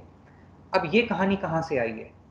ये कहानी का बैकग्राउंड तो बहुत लंबा है, लेकिन आप ये समझ लें कि 1990 के बाद, 1990 में क्या हुआ था? 1990 में सॉरी कोल्ड वॉर का खात्मा हो गया, एंड ऑफ हिस्ट्री। अगर आप फ्रांसिस फुकुयामा का काम पढ़ें ना, एंड ऑफ हिस्ट्री, उसने एक किताब लिखी, फ्रांसिस फुकुयामा एक ऑथर था, उसने 1990 में किताब लिखी, उसने कहा कि this is end of history. हम लोग, कैपिटलिज्म जीत गया है, डेमोक्रेसी जीत गई है, अब हमें कुछ करने की ज़रूरत नहीं है। तो उस वक्त क्या हुआ कि बहुत से इंटरेस्टिंग पॉलिसी चेंजेस आना शुरू हुए दुनिया में, जिसको दुनिया वॉशिंगटन कंसेंसस के नाम से जानती है। वॉशिंगटन कंसेंसस ने क्या कहा कि भाई अब स्टेट का टाइम खत्म हो गया है, अब हर चीज मार्केट मैकेनिज्म के मुताबिक चलेगी दुनिया में। और उसी वक्त हम ये देखते हैं कि बहुत से और चीज़ें आगे होती हैं। तो मैं आपको ये बता रहा, फंडामेंटल डिबेट्स हैं, क्रेडिबल कमिटमेंट्स का आइडिया कहाँ से आया, स्टेट वर्सेस मार्केट क्या आइडिया। अब मैं आता हूँ जो आज का टॉपिक है, और मैं अतीक साहब को एक खराज तहसीन पेश करना चाहता हूँ, क्योंकि उन्होंने बहुत से जो मैंने बातें करनी थी उन्होंने ऑलरेडी कर ली, लेकिन मैं फिर भी कोशिश करूँगा बात करने की। बहुत ही उनकी इंटरेस्टिंग थी प्रेजेंटेशन। देखें, मैं भी यही बात करना चाहता था, अपने नोट्स कुछ बना के आया था कि देखें, द आइडिया इज कि अगर आप इन्फ्लेशन को टारगेट करते हैं ना, तो उससे कुछ इन्फ्लेशन कंट्रोल हो सकता है, राइट? ये एक इन्फ्लेशन को कैसे टारगेट किया जाता है by the central bank? Policy rate को आगे पीछे करके ना, वो क्वांटिटी थ्योरी ऑफ मनी है, वो कहती है कि अगर, ये तो आप लोगों ने पढ़ा ही होगा ना, कि अगर आप इंटरेस्ट रेट को बढ़ा देंगे तो लोग सेविंग्स की तरफ ज़्यादा जाएंगे, and so on and so fourth. लेकिन जो इंटरेस्टिंग बात ये है ना, जिसका बात अतीक साहब ने की, कि there is a lot of literature available जो कहता है कि इंटरेस्ट रेट और इन्फ्लेशन का आपस में इन्वर्स रिलेशनशिप नहीं है। मतलब वो क्वेश्चन करता है इस पूरे मैकेनिज्म को। अब सवाल ये है कि अगर there is literature that is questioning this mechanism या रिलेशनशिप, तो should we actually be looking at interest rate at all? मतलब ये अगर अगर एक तरफ की स्टडी है तो दूसरी तरफ की स्टडी भी है, तो ये कोई कंसेंसस नहीं है, ये कोई फिजिक्स के लॉज नहीं है, ये ग्रेविटी नहीं है, ये कोई न्यूटोनियन लॉज ऑफ मोशन नहीं हम बात कर रहे हैं। हम बात कर रहे हैं कि दूसरी तरफ का एविडेंस भी अवेलेबल है। जो एक बात अगर कोई एक कहता है कि मेरे ख्याल में कराची किंग्स एक बहुत अच्छी क्रिकेट टीम है, तो एक और व्यू है कि वो लाहौर की टीम का क्या नाम है, लाहौर कलंदर्स भी बहुत अच्छी टीम है। तो ये इस किस्म की देयर इज अ डिबेट, और कोई भी आपको ये आके बताए कि ये कोई साइंटिफिक चीजों की बात, ये दिस इज नॉट साइंस, ये एक आर्ट है। खैर मैं अब इसके ऊपर दोबारा वापस आऊंगा। दूसरी चीज, जितने भी ट्रांसमिशन मैकेनिज्म्स हैं, आप लोग ट्रांसमिशन मैकेनिज्म को समझते होंगे कि जब मैं इंटरेस्ट रेट को उठाता हूँ एज अ सेंट्रल बैंकर, तो उससे कुछ चेंजेस आते हैं ना जो इवेंचुअली जा करके इन्फ्लेशन को पकड़ते हैं। किस किस्म के ट्रांसमिशन आती है कि अगर मैं इन्फ्लेशन को, इंटरेस्ट रेट को उठाता हूँ, लोग सेविंग्स में अपने पैसे ज़्यादा रखते हैं, सर्कुलेशन से निकाल लेते हैं, एज अ रिजल्ट जो डिमांड है चीज़ों की वो कम हो जाती है और प्राइस लेवल नीचे आ जाता है। ये ट्रांसमिशन मैकेनिज्म है। इस बड़ी इंटरेस्टिंग चीज़ ये है कि ये जो ट्रांसमिशन मैकेनिज्म है ये काम करता है थ्रू द एग्रीगेट डिमांड, यानी at the end of the day तो लोग अपनी कंजम्पशन ही कम करते हैं ना। तो अगर ये एग्रीगेट डिमांड के थ्रू काम करता है तो shouldn't fiscal policy be a better tool कि वो डायरेक्टली एग्रीगेट डिमांड को अटैक करे? मतलब आप एक इतने लंबे रास्ते से उसी चीज पे क्यों जा रहे हैं? ये दूसरा मेरा पॉइंट है। तो लॉन्ग स्टोरी शॉर्ट, ये कहा जाता है, ये आर्ग्यू किया जाता है कि ये मॉनेटरी पॉलिसी है ना, this is a blunt instrument, कि एक कुंद औजार है जिससे आप कोई काम करने चलें। अगर आप कुंद औजारों के साथ कोई काम करने चलेंगे तो नहीं होता। This argument because of the fact कि इनवर्स रिलेशनशिप प्रूव नहीं हुआ लिटरेचर के अंदर, और दूसरा कि there are problems with the transmission mechanism, कि इन दी एंड आप एग्रीगेट डिमांड के ऊपर ही जा रहे हैं। अगर आप फिस्कल साइड से जाते हैं तो वो बेहतर होता। तो लोग ये आर्ग्यू करते हैं कि it's not the best instrument to attack inflation if you will. एक बहुत बड़े इकोनॉमिस्ट थे, केन्स उनका नाम था, उसने एक जमाने में कहा था कि जब मॉनेटरी पॉलिसी आती है ना, there are many slips between the cup and the lip, यानी कि उस तरह की बात है कि अगर मैं ये पीना शुरू करूं पानी, और अगर पानी मेरे मुंह से गिर जाए तो many slips between the cup and the lip, यानी कि आप जो काम करने जा रहे हैं मॉनेटरी पॉलिसी के थ्रू उसमें बहुत से वो उसका इतना इम्पैक्ट नहीं है। तो वो was a big fan of fiscal policy. तो एक तो ये मैंने बात करनी थी कि ये मॉनेटरी पॉलिसी बजाते खुद इसमें बहुत बड़े क्वेश्चन मार्क हैं कि ये इसकी एफिकेसी क्या है। एफिकेसी का मतलब ये है कि ये कितनी पावरफुल है as a tool. My next point, मेरा नेक्स्ट पॉइंट है the nature of inflation in this country. अब सारे जो मॉडल्स हैं ना, ये प्रेडिकेटेड हैं ऑन द आइडिया कि इन्फ्लेशन इज, वो क्या कहा था मिल्टन फ्रीडमैन ने, कि is always everywhere and always a monetary phenomena. Milton Friedman थे एक बाबा इन्फ्लेशन या बाबा इकोनॉमिक्स आप उनको कह लें। लेकिन सवाल ये है कि बहुत सी स्टडीज एग्जिस्ट करती हैं जो ये कहती हैं कि ये in Pakistan especially it is not a monetary phenomenon, it's a supply side phenomenon. Supply में डिसरप्शंस हैं, लोग मार्केट कोलूजन करते हैं, आड़ती नेटवर्क काम करता है, लोकल गवर्नेंस के प्रॉब्लम्स हैं। तो अगर ये सप्लाई साइड इशू है और ये डिमांड साइड का इशू ही नहीं है, मॉनेटरी इशू नहीं है, it's a combo of both, तो फिर भी हमें क्यों मॉनेटरी पॉलिसी की जरूरत पेश आई इसको टारगेट करने की? ये एक और प्रॉब्लम है सारी डिबेट के साथ। Let me go to my next point. मेरा नेक्स्ट पॉइंट ये है कि भी यहाँ पे बड़ी गुफ्तगू हो रही है कि प्राइस स्टेबिलिटी को टारगेट करना चाहिए। प्राइस स्टेबिलिटी को टारगेट कर रहा है ना स्टेट बैंक, उन्होंने कहा है कि हम प्राइसेस को टारगेटिंग कर रहे हैं बेसिकली। आपको ये सुन के बहुत हैरानी होगी कि दुनिया में this is not the only way that central banks operate. Central banks asset prices, यानी कि एसेट प्राइसेस का मतलब घरों की कीमतों, एसेट प्राइसेस को टारगेट करते हैं कभी कभार। कभी कभार they try to come up with what is known as a just, यानी कि जस्ट का मतलब होता है क्या कहेंगे उसको उर्दू में, क्या कहेंगे, मुनसिफाना interest rate, a just interest rate. They sometimes try to target real activity. Real activity क्या होती है? जब ग्रोथ हो रही है, यानी कि इकोनॉमी में क्या प्रोड्यूस हो रहा है, रियल। क्योंकि ये जो प्राइस स्टेबिलिटी का टारगेट है, this is a nominal target. आप लोग नॉमिनल और रियल का फर्क तो समझते हैं ना। तो sometimes they also target real activity, और बहुत से केसेस में ऑब्वियसली प्राइस लेवल को भी टारगेट करते हैं, जिसको इन्फ्लेशन टारगेटिंग कहते हैं। कहने का मकसद ये है this is not the only way that central banks operate. पूरी दुनिया में according to a study done by I think Warwick School of Business, कितने सेंट्रल बैंक्स होंगे दुनिया में? 150 200 तो होंगे ना, कितनी कंट्रीज हैं? चले 180 तो होंगे, 160 होंगे। उनमें से सिर्फ 7 हैव इन्फ्लेशन टारगेट। ठीक है, उनमें से बहुत बड़ी कंट्रीज करती हैं। तो ये कहना कि पूरी दुनिया ये कर रही है और यही तरीका है इस तरफ जाने का, this is simply not true, and I have facts and figures to back up what I am saying. मैं रिसर्च करके आया हूँ इस चीज के ऊपर, राइट। और यहाँ ये भी कहा जाता है कि हमारा जो देखें दुनिया की बेस्ट प्रैक्टिसेस हैं इन्फ्लेशन टारगेटिंग करना,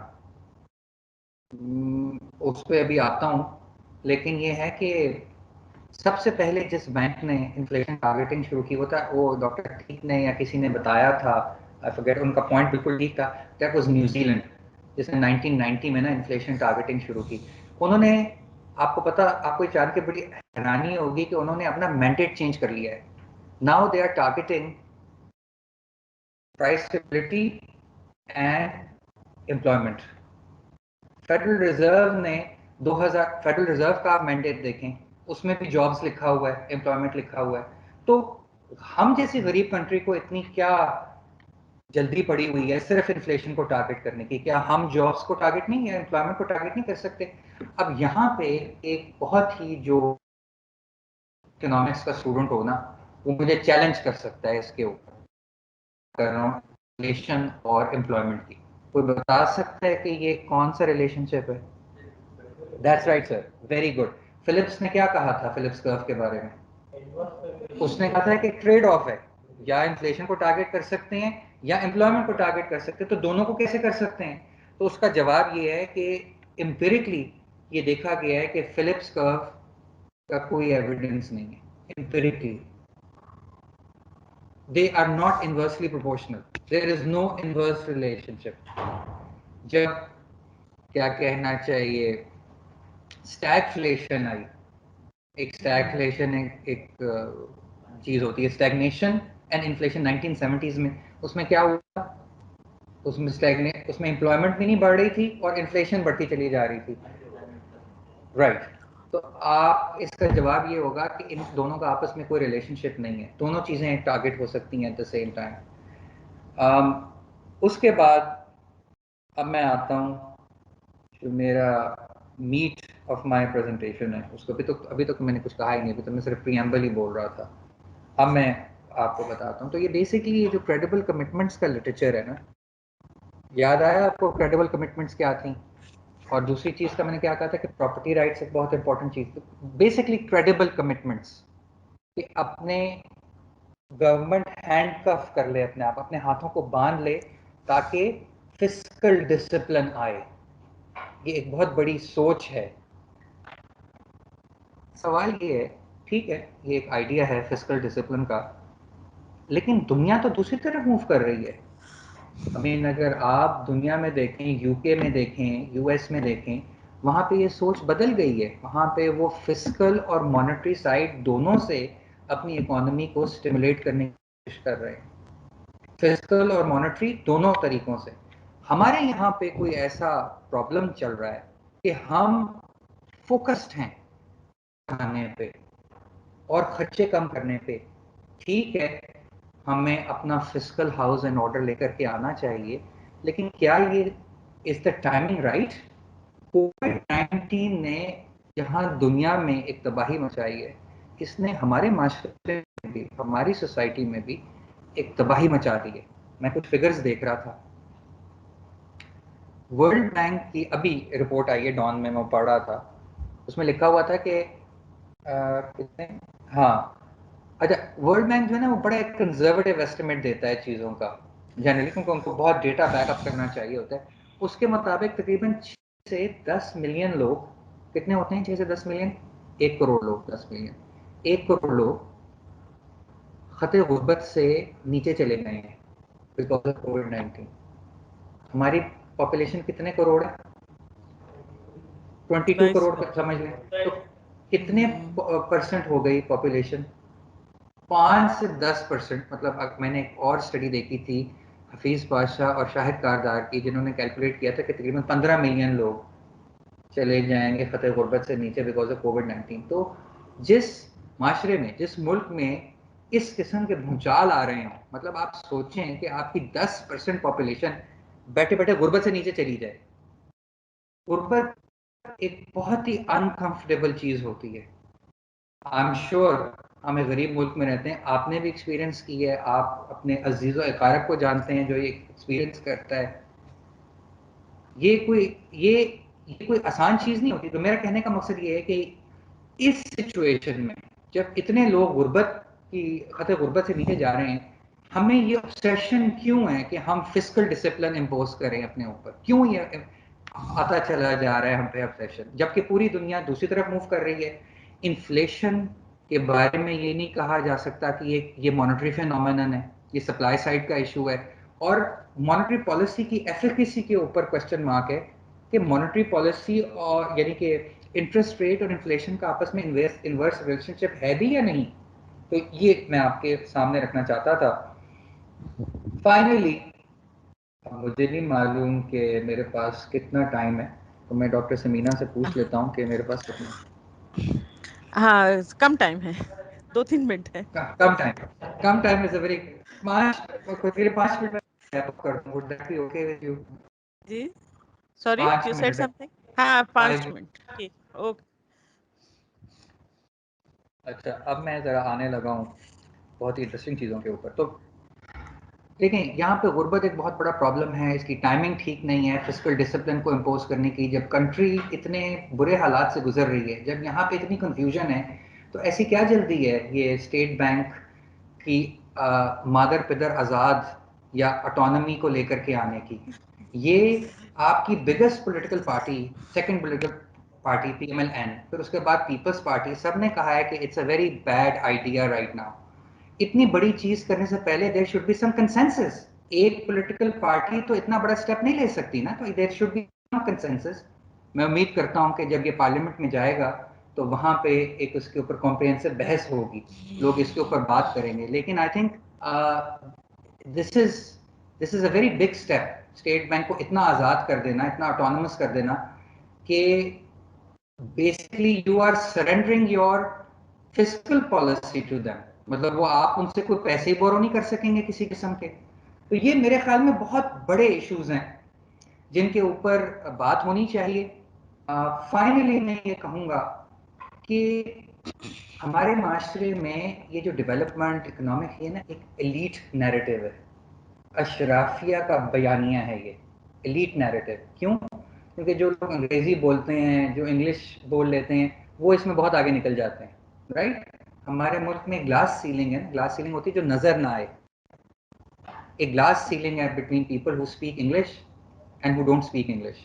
तो ये भी ये अशराफिया का बयानिया है, ये current account deficit, exchange rate, और क्या क्या बातें करते हैं, रिजर्व्स, ट्विन डेफिसिट, क्या बातें कर रहे हैं आप लोग बैठ के? आप मुझे बताएं पॉवर्टी कितनी रिड्यूस की है आपने, आप मुझे बताएं जॉब्स कितनी क्रिएट की हैं, आप मुझे बताएं इन्फ्लेशन पे आपका काबू है या नहीं है। वो इन्फॉर्मेशन हमें किसने देनी है? ठीक है, आप इन्फ्लेशन टारगेटिंग कर रहे हैं, तो ग्रोथ का रिस्पॉन्सिबल कौन है फिर? तो मैं ये तकाजा करना चाहूंगा अपने पॉलिसी मेकर से, हमारे बहुत पॉलिसी मेकर्स यहाँ बैठे हैं, कि पाकिस्तान में ना सिर्फ फाइनेंस मिनिस्ट्री नहीं होनी चाहिए, पाकिस्तान में इकोनॉमिक मिनिस्ट्री भी होनी चाहिए। फाइनेंस मिनिस्ट्री आपको बताए external account, exchange rate, reserves, और इकोनॉमी का मिनिस्टर आपको बताए पॉवर्टी, एम्प्लॉयमेंट और प्राइसेस। ये दो होनी चाहिए हमारे मुल्क में मिनिस्ट्रीज, वेरी इंपॉर्टेंट। और ये मेरा ख्याल है कि इसके ऊपर बात होनी चाहिए।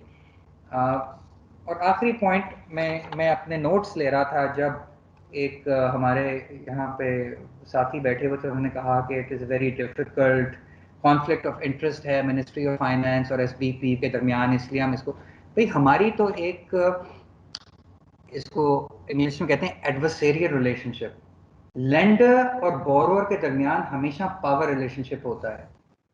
आप ये नहीं कह सकते कि अगर मैंने, ये जो साहब बैठे हुए हैं, मैंने अगर इनसे उधार पकड़ा हो तो मैं इनका बराबर हूँगा, नहीं, ये कभी भी तकाजा कर सकते हैं मेरे से। It's a power relationship.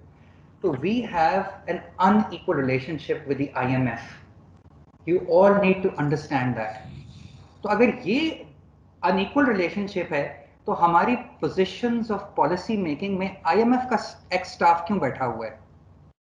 Isn't that a conflict of interest? ये लोग वहां काम करते रहे हैं और अब आके यहाँ हमारी पोजीशंस पे बैठ गए हैं।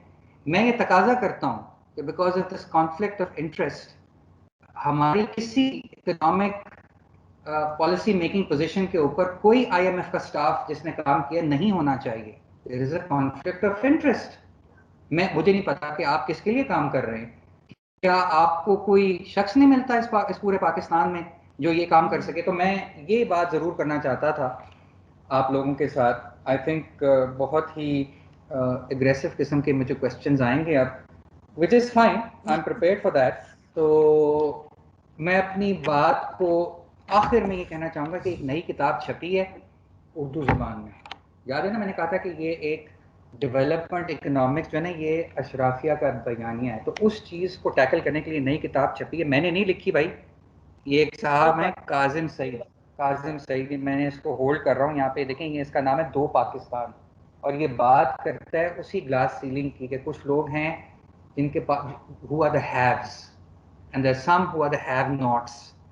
ये उर्दू में लिखी है और ये किताब जो है ना, ये मेरा ख्याल में रेवोल्यूशनाइज करेगी हमारी थिंकिंग को। अगर आपको मौका मिले इस किताब को ज़रूर ख़रीदें, इसको ज़रूर पढ़ें, क्योंकि आने वाले दिनों में मैं इस पर कई वेबिनार करने वाला हूँ काजिम सईद के साथ। बिल्कुल होनी चाहिए, बल्कि काजिम सईद को भी आप यहाँ बुलाएं। मेरे पास बस इतना ही था आज, और मैं अपने अब कमेंट्स को ख़त्म करूँगा। और एट द एंड मैं दोबारा से ARC का शुक्रगुजार हूँ। मैं डॉक्टर समीना खलील का शुक्रगुजार हूँ, और स्पेशली शुक्रगुजार हूँ डॉक्टर अकबर जैदी का, जो कि इस बैठे हुए हैं पीछे और बड़ी पुरस्कार अंदाज में मेरी बातें भी सुन रहे हैं और नोट्स भी ले रहे हैं। और मैं बहुत अच्छा फील कर रहा हूँ कि सर जो हैं तो स्पेशली यहाँ आए हैं और उन्होंने मेरी हौसला अफजाई की है। आप सबका बहुत बहुत शुक्रिया। बहुत बहुत शुक्रिया, बहुत थैंक यू सो मच, बहुत शुक्रिया डॉक्टर अकदस। आपका जो your talk, your deliberations were very interesting, very insightful, the suggestions are quite critical. अब मसला ये है कि उर्दू में तो बिल्कुल बात करनी चाहिए, हमारी अपनी ज़बान है डेफिनेटली, लेकिन एक और मसला है। मसला ये है कि बात तो आप उर्दू में कर लें, बट बात जो है वो रुसवाई की है उनके लिए जिनका आपने कहा कि वो ग्लास सीलिंग के ऊपर होते हैं। तो लेकिन हमारे जैसे लोगों के लिए ये this is our national language, ये हमारी अपनी ज़बान है, हमें बोलना चाहिए। And I am glad that you have switched over to the Urdu. अब मसला ये भी है कि हम जो एकेडमिक्स में हैं, सारी किताबें सारी उम्र अंग्रेज़ी में पढ़ते रहे हैं, तो जो टर्म्स वगैरह हैं इकोनॉमिक्स में वो हम तो जाहिर है कि उनसे फेमिलियर हैं। तो उर्दू में उनका तर्जुमा ना कभी किसी ने किया है, ना हमने खुद किया है, ये तो हमारी नालायकी है। बहरहाल मैं एक दफ़ा फिर चारों स्पीकर्स का, गेस्ट स्पीकर्स का, these eminent speakers, they are really kind of a, what should I say about you people? I mean, I'm so humbled and I'm so glad and so grateful that you made AERC proud of you. बहुत बहुत शुक्रिया आप लोगों का। अब question answers session हम शुरू करते हैं, जिसमें सबसे पहले तो रियाज साहब जो हैं वो शायद अतीक साहब से कुछ पूछना चाह रहे थे। रियाज साहब, इट्स ओवर टू यू। जी शुक्रिया डॉक्टर समीना। एक्चुअली मैं उस वक्त जो है डॉक्टर अतीक साहब से कुछ भी नहीं पूछना चाह रहा था। मैं आपसे उस वक्त पूछना चाह रहा था एक सवाल जो अब एक बिल्कुल ही इररेलेवेंट हो गया है। अच्छा। मेरा ख्याल था कि वेबिनार 4 बजे खत्म हो जाएगा, तो मैं ये पूछना चाह रहा था कि टाइम कितना आपने अलॉट किया हुआ है, बट एनीवे इट इज अच्छा इररेलेवेंट नाउ। जी अच्छा। हाँ, वो असल में ये है कि अब हमारे रिस्पेक्टेड गेस्ट स्पीकर्स जो हैं उनको मेरी तो हिम्मत नहीं है कि मैं बीच में रुकूं, क्योंकि वो अपना टाइम हमें दे रहे हैं और हमारे स्टूडेंट्स भी बड़े शौक से सुन रहे हैं। तो आप, मेरा ख्याल है, फिर भी कोई सवाल अगर पूछना चाहें तो पूछ सकते हैं।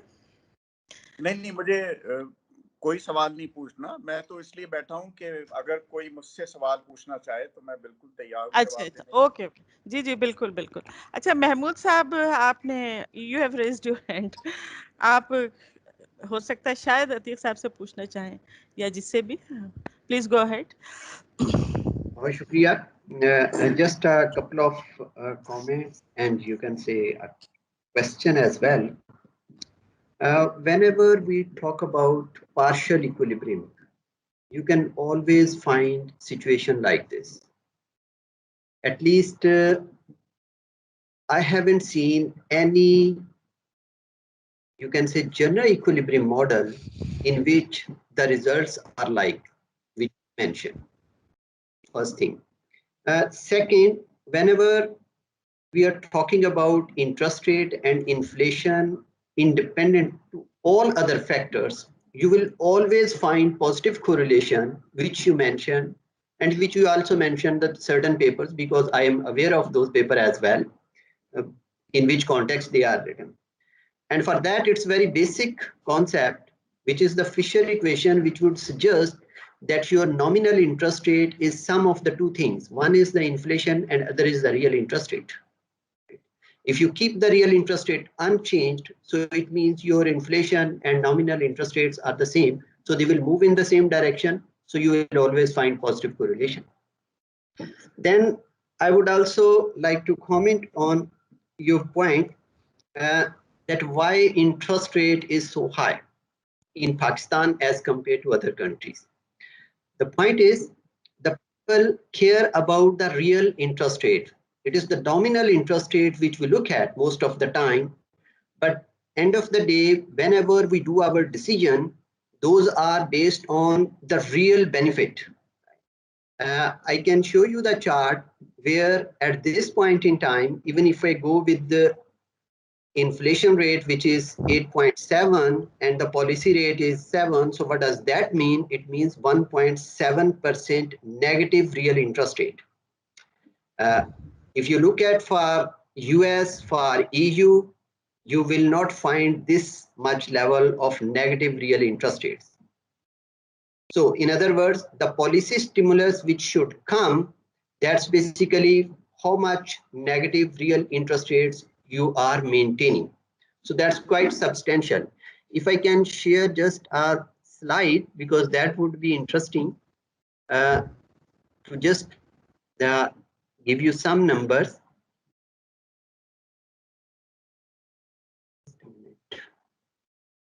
I think perhaps, yeah, here. And is it visible? Yes, it is now. So these are the negative real interest rate for Pakistan, which is 2.05%, based on actual inflation for all the countries. And if I go with not my own calculations, just from IMF calculations, what they have projected for other countries and what they have projected for us. This is again the real policy rate what we have. And this is based on World Economic Outlook for October 2019. Yesterday they have issued a new one, so one can easily verify from these. So the point which I want to make is, whenever we are talking about the nominal numbers, we should be very much clear about that nominal numbers would continue to increase. Then I would also like to make a comment on Afzal Saab. When we talk about twin deficit, when we talk about price stability, these are never an end in itself. They are always mean to do something. And what that something is, that's end of the day, the welfare of the society for which we are all talking about. It's just, you can say, a discussion how to achieve that. I would like to share exact numbers. For example, in 2018, your current account deficit was 19.9 billion precisely. Now the question is, you cannot finance this deficit by printing out money, which Atiq was also suggesting that one can easily access to the government. From where that 20 billion will come? You have to borrow from abroad, because that's the hard currency which would be required. It's not the domestic debt which we can finance through printing money. So once you will have a deficit of like this 20 billion for 1 or 2 years, no one in the world is going to lend you. So it means if you have lived beyond your means, you have to cut the cord according to your clothes. You have to basically restrain yourself. And whenever restraining is happening in economics world, that's called stabilization. That's what happened. you pay the price of that stabilization in terms of higher inflation, in terms of higher interest rate, in terms of lower subsidies, in terms of containment of government expenditures, and in terms of higher taxes. Because is there any other way through which stabilization could take place? Because end of the day, bill have to be paid by someone. And another point which was related to the government borrowing, I would suggest again, we should look at the numbers. For instance, the Pakistan was under IMF program from 2014 to 2016. Just look at the government borrowing numbers for FY18, FY19, and then in FY20, we were again in the IMF program. In 17, FY17, the government borrowed 8,888 billion. So almost around 900 billion.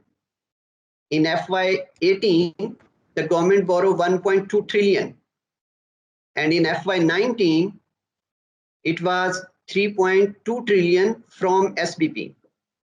Now, when government is borrowing from SBP, it is not the borrowing which you generally consider. It's basically printing of new money.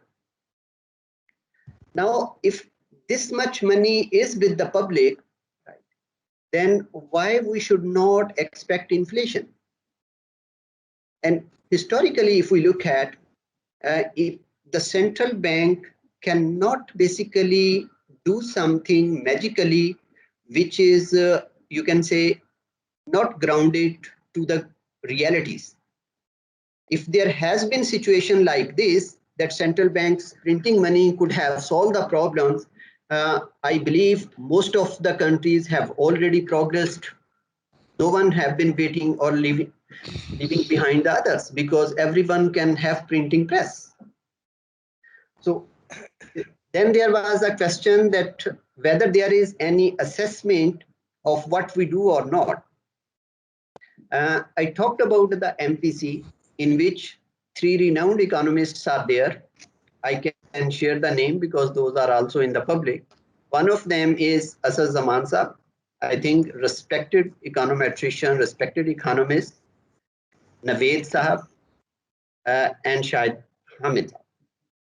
So they all questions these things, and we provide them a very good analysis, what we are saying and why we are doing that. So those are basically the few remarks which I would like to make. Thank you. Okay, thank you so much Mahmood साहब. मेरा ख्याल है अब हमारे students कुछ सवाल अगर पूछना चाहें तो the floor is open to them. Could I reply to Dr. Mehmood and Hassan first, please? जी जी प्लीज. जी जी अतीक साहब. In response of Dr. Mehmood's slide, should I show my slide as well? ये मैं आपको दिखाने लगा हूँ अभी.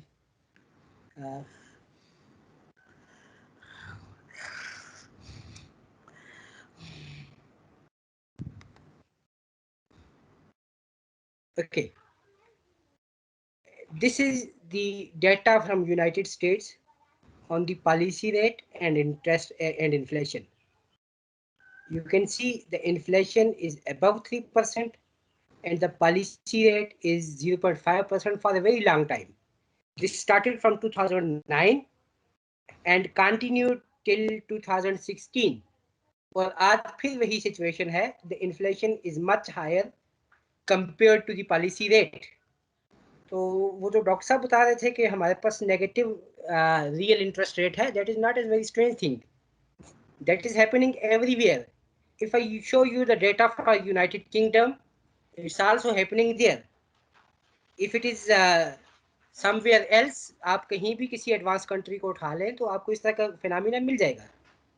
अब the issue is the central bank and the policy managers, they are thinking that the main source of earning of the banks is to purchase the government securities और वहीं से उन्होंने कमाना है. अगर वो negative interest rate हो गया तो फिर there will be a problem. But the issue is the central banks are now a tool of providing liquidity to the commercial banks अगर ये नेगेटिव है तो इसका मतलब ये है कि banks can get very cheap loan to supply to the public. तो ये बेसिकली उनका जो मार्केट एक्सपेंड होगा, उन्होंने अपना मार्जिन कैलकुलेट करना है और उसके बाद जो है वो पब्लिक को एक्सेस करना है। तो there is no harm in it, right. दूसरी बात डॉक्टर महमूद साहब ये फरमा रहे थे कि पार्शियल इक्विलिब्रियम मॉडल्स में आपके पास पॉजिटिव रिलेशनशिप है और अदरवाइज नहीं है जनरल इक्विलिब्रियम मॉडल्स में। Okay, we people are having very limited resources. I, while sitting in the University of Azad Jammu and Kashmir, I don't have enough money to conduct one seminar. Okay, you people are having resources and the lot of resources are lying on your behalf. ये जो 2600 billion की allocation है, ये आप ही के decision के नतीजे में है ना। तो इसको एवेलुएट करना आपकी जिम्मेदारी है या हमारी जिम्मेदारी है? If there is some evaluation in your hand, तो वो प्लीज आप बता दीजिए। नहीं है तो आपका जिम्मेदारी बनती है ना, आप जनरल इक्विलिब्रियम मॉडल से इसको करें, सजेस्ट करें ना, एनालाइज करें। The doctor was telling that if you have only two variable relationship, तो फिर उसमें आपके पिक्चर इतनी क्लियर नहीं होती। अच्छा चलिए उस टू वेरिएबल रिलेशनशिप को छोड़ें, look at the countries what they are doing right now. Every country is reducing the policy rate to 0. जैसे मैंने आपको बताया कि ब्राजील में उन्होंने 14% से within 3 years they cut it down to 2%, right? अब यूनाइटेड किंगडम में क्या हुआ, 0.7 to 0.1, 1/7 कर दिया उन्होंने। यूएस में क्या हुआ, it was 2.25 and they reduced it to 0.25. तो अगर आपको वो वहां पे मल्टीपल वेरिएबल से इतनी क्लियर पिक्चर नहीं मिलती है, तो you can learn from the world what the L's of the world is doing. क्या स्ट्रेटेजी है लोगों की इससे बाहर आने के लिए। तो डॉक्टर साहब, you have the responsibility to evaluate and you cannot just say that दैट there are no general equilibrium model which are showing this kind of things. Okay, please you can take question from student now. हाँ, मेरे ख्याल है doctor Mahmood साहब जवाब देना चाह रहे हैं। जी डॉक्टर साहब। Thank you, Dr. Saab. Dr. Saab, I would love to debate this issue. Maybe this is not the proper, because otherwise we will be talking all the time. But as I mentioned earlier, I would suggest that things will not happen automatically. I mentioned about the numbers which the government has borrowed. If I go with your approach of accounting, you can say whatever the government has borrowed in the previous year, that's what they have to pay. In other words, that's a situation like this. Because the point which need to be understood is like this, that there is no free lunch. Someone has to foot the bill. The printing money does not solve the problem at all. It can only solve a problem to some extent. I'm sure a lot of our colleagues and our audience are influenced by modern monetary theory, which is discussed widely in United States as well as also discussed widely in our case as well. We should not forget the one very basic condition, and that condition is monetary sovereignty. Monetary sovereignty does not mean that if you have a central bank, you can do that. Monetary sovereignty means that your currency is acceptable to the rest of the world. For instance, the latest US dollar stimulus of 1.9 trillion can easily be financed by printing money, by printing greenback. But can Pakistan do that? The answer is big no. And some of our respective commentators are suggesting this. That's the difference which we need to understand, because the fiscal constraints are the real constraints. They are not the nominal constraint. So if we want to develop ourselves, we have to develop within those constraints. We cannot relax that. That's what I want to say. Thank you. Okay, thank you so much, बहुत बहुत शुक्रिया आप हजरात का. अब हम one little comment from my side, please. जी I जी have shown slide earlier. Is it visible to you, please? जी जी, New Zealand interest rate. Acha. This is the example of New Zealand, and you can see very sharp increase in the government borrowing in the graph, which is at the bottom. Okay. अब ये इनके पास कौन से economic fundamentals थे जिसकी base पे उन्होंने इतना मनी प्रिंट कर लिया, राइट? इसी का if you look at the history of United Kingdom, United States, and so, everywhere you will find that people did this. हर जगह पे you will see a sudden rise in the government borrowing, and you will see a very stark rise in the money supply and so. तो जब वो लोग कर रहे हैं ना, it's your duty to analyze कि वो उन्होंने जो इसको पैंडेमिक से हैंडल करने के लिए जो मेथड अडॉप्ट किया, what is beautiful in this and what is the problem with that, ताकि आप उसको अडॉप्ट करें. You are running in isolation without looking at what the rest of world is doing. Thank you. अच्छा, बहुत बहुत शुक्रिया एक दफ़ा फिर. Because of the paucity of time, we can have only 1 or 2 questions. This webinar was supposed to end at 4 o'clock. Now it's 4:42, so we don't have much time now left for further discussion. But very interesting discussion. It should continue. Dr. Samina, Somebody, ji ji some words. जी जी जरूर. मेरा ख्याल है कुछ लोग सवाल और पूछना चाह रहे हैं, तो हमें मैं बस एक उनको छोटी सी बात कहना चाहता था, बहुत जी, छोटी, जी. बहुत ब्रीफ. मैं ये कहना चाह रहा था कि जो डॉक्टर महमूद जो बात कर रहे हैं, आई थिंक ये बिल्कुल ठीक बात कर रहे हैं. मैं एक ऐसे जगह से मैंने पीएचडी किया है यूएसए में, जहाँ पे ये मॉडर्न मॉनेटरी थ्योरी जो है ना, ये बनी थी. जहाँ पे मेरे उस्तादों में रैंडल रे, स्टेफनी केल्टन, जिन्होंने वो किताब लिखी है द डेफिसिट मेथड, ये सब लोग, मैं इससे बहुत फेमिलियर हूँ. लेकिन इस सारी डिबेट में ना एक बहुत ही फंडामेंटल पॉइंट मिसिंग है, जिसकी तरफ डॉक्टर महमूद इशारा कर रहे हैं, और वो ये है कि यूएस तो अपनी प्रिंट करके they can get out of recession, लेकिन हमारी जैसी कंट्रीज़ के लिए जिनको अपने एक्सचेंज रेट को भी प्रोटेक्ट करना है, this becomes a very big challenge. मैं इनकी बात से बिल्कुल मुत्तफिक हूँ, और मेरा ख्याल है कि डॉक्टर महमूद को मैं ये रिक्वेस्ट करूँगा कि आप, बहुत ही अच्छी लेक्चर सीरीज़ है स्टेट बैंक ऑफ पाकिस्तान की, तो उसमें इस तरह के जो कन्फ्यूजन्स हैं या जो चीज़ें हैं, उस पर ज़रूर बात करें. Thank you very much. मेरा ख्याल है एआरसी से कोई स्टूडेंट शायद कुछ पूछना चाह रहे हैं, और फिर सारा भी कुछ पूछना चाह रहे हैं. Who is this? ARC university. Assalamualaikum everybody. Can you hear me? Yes. जी जी, आवाज आ रही है.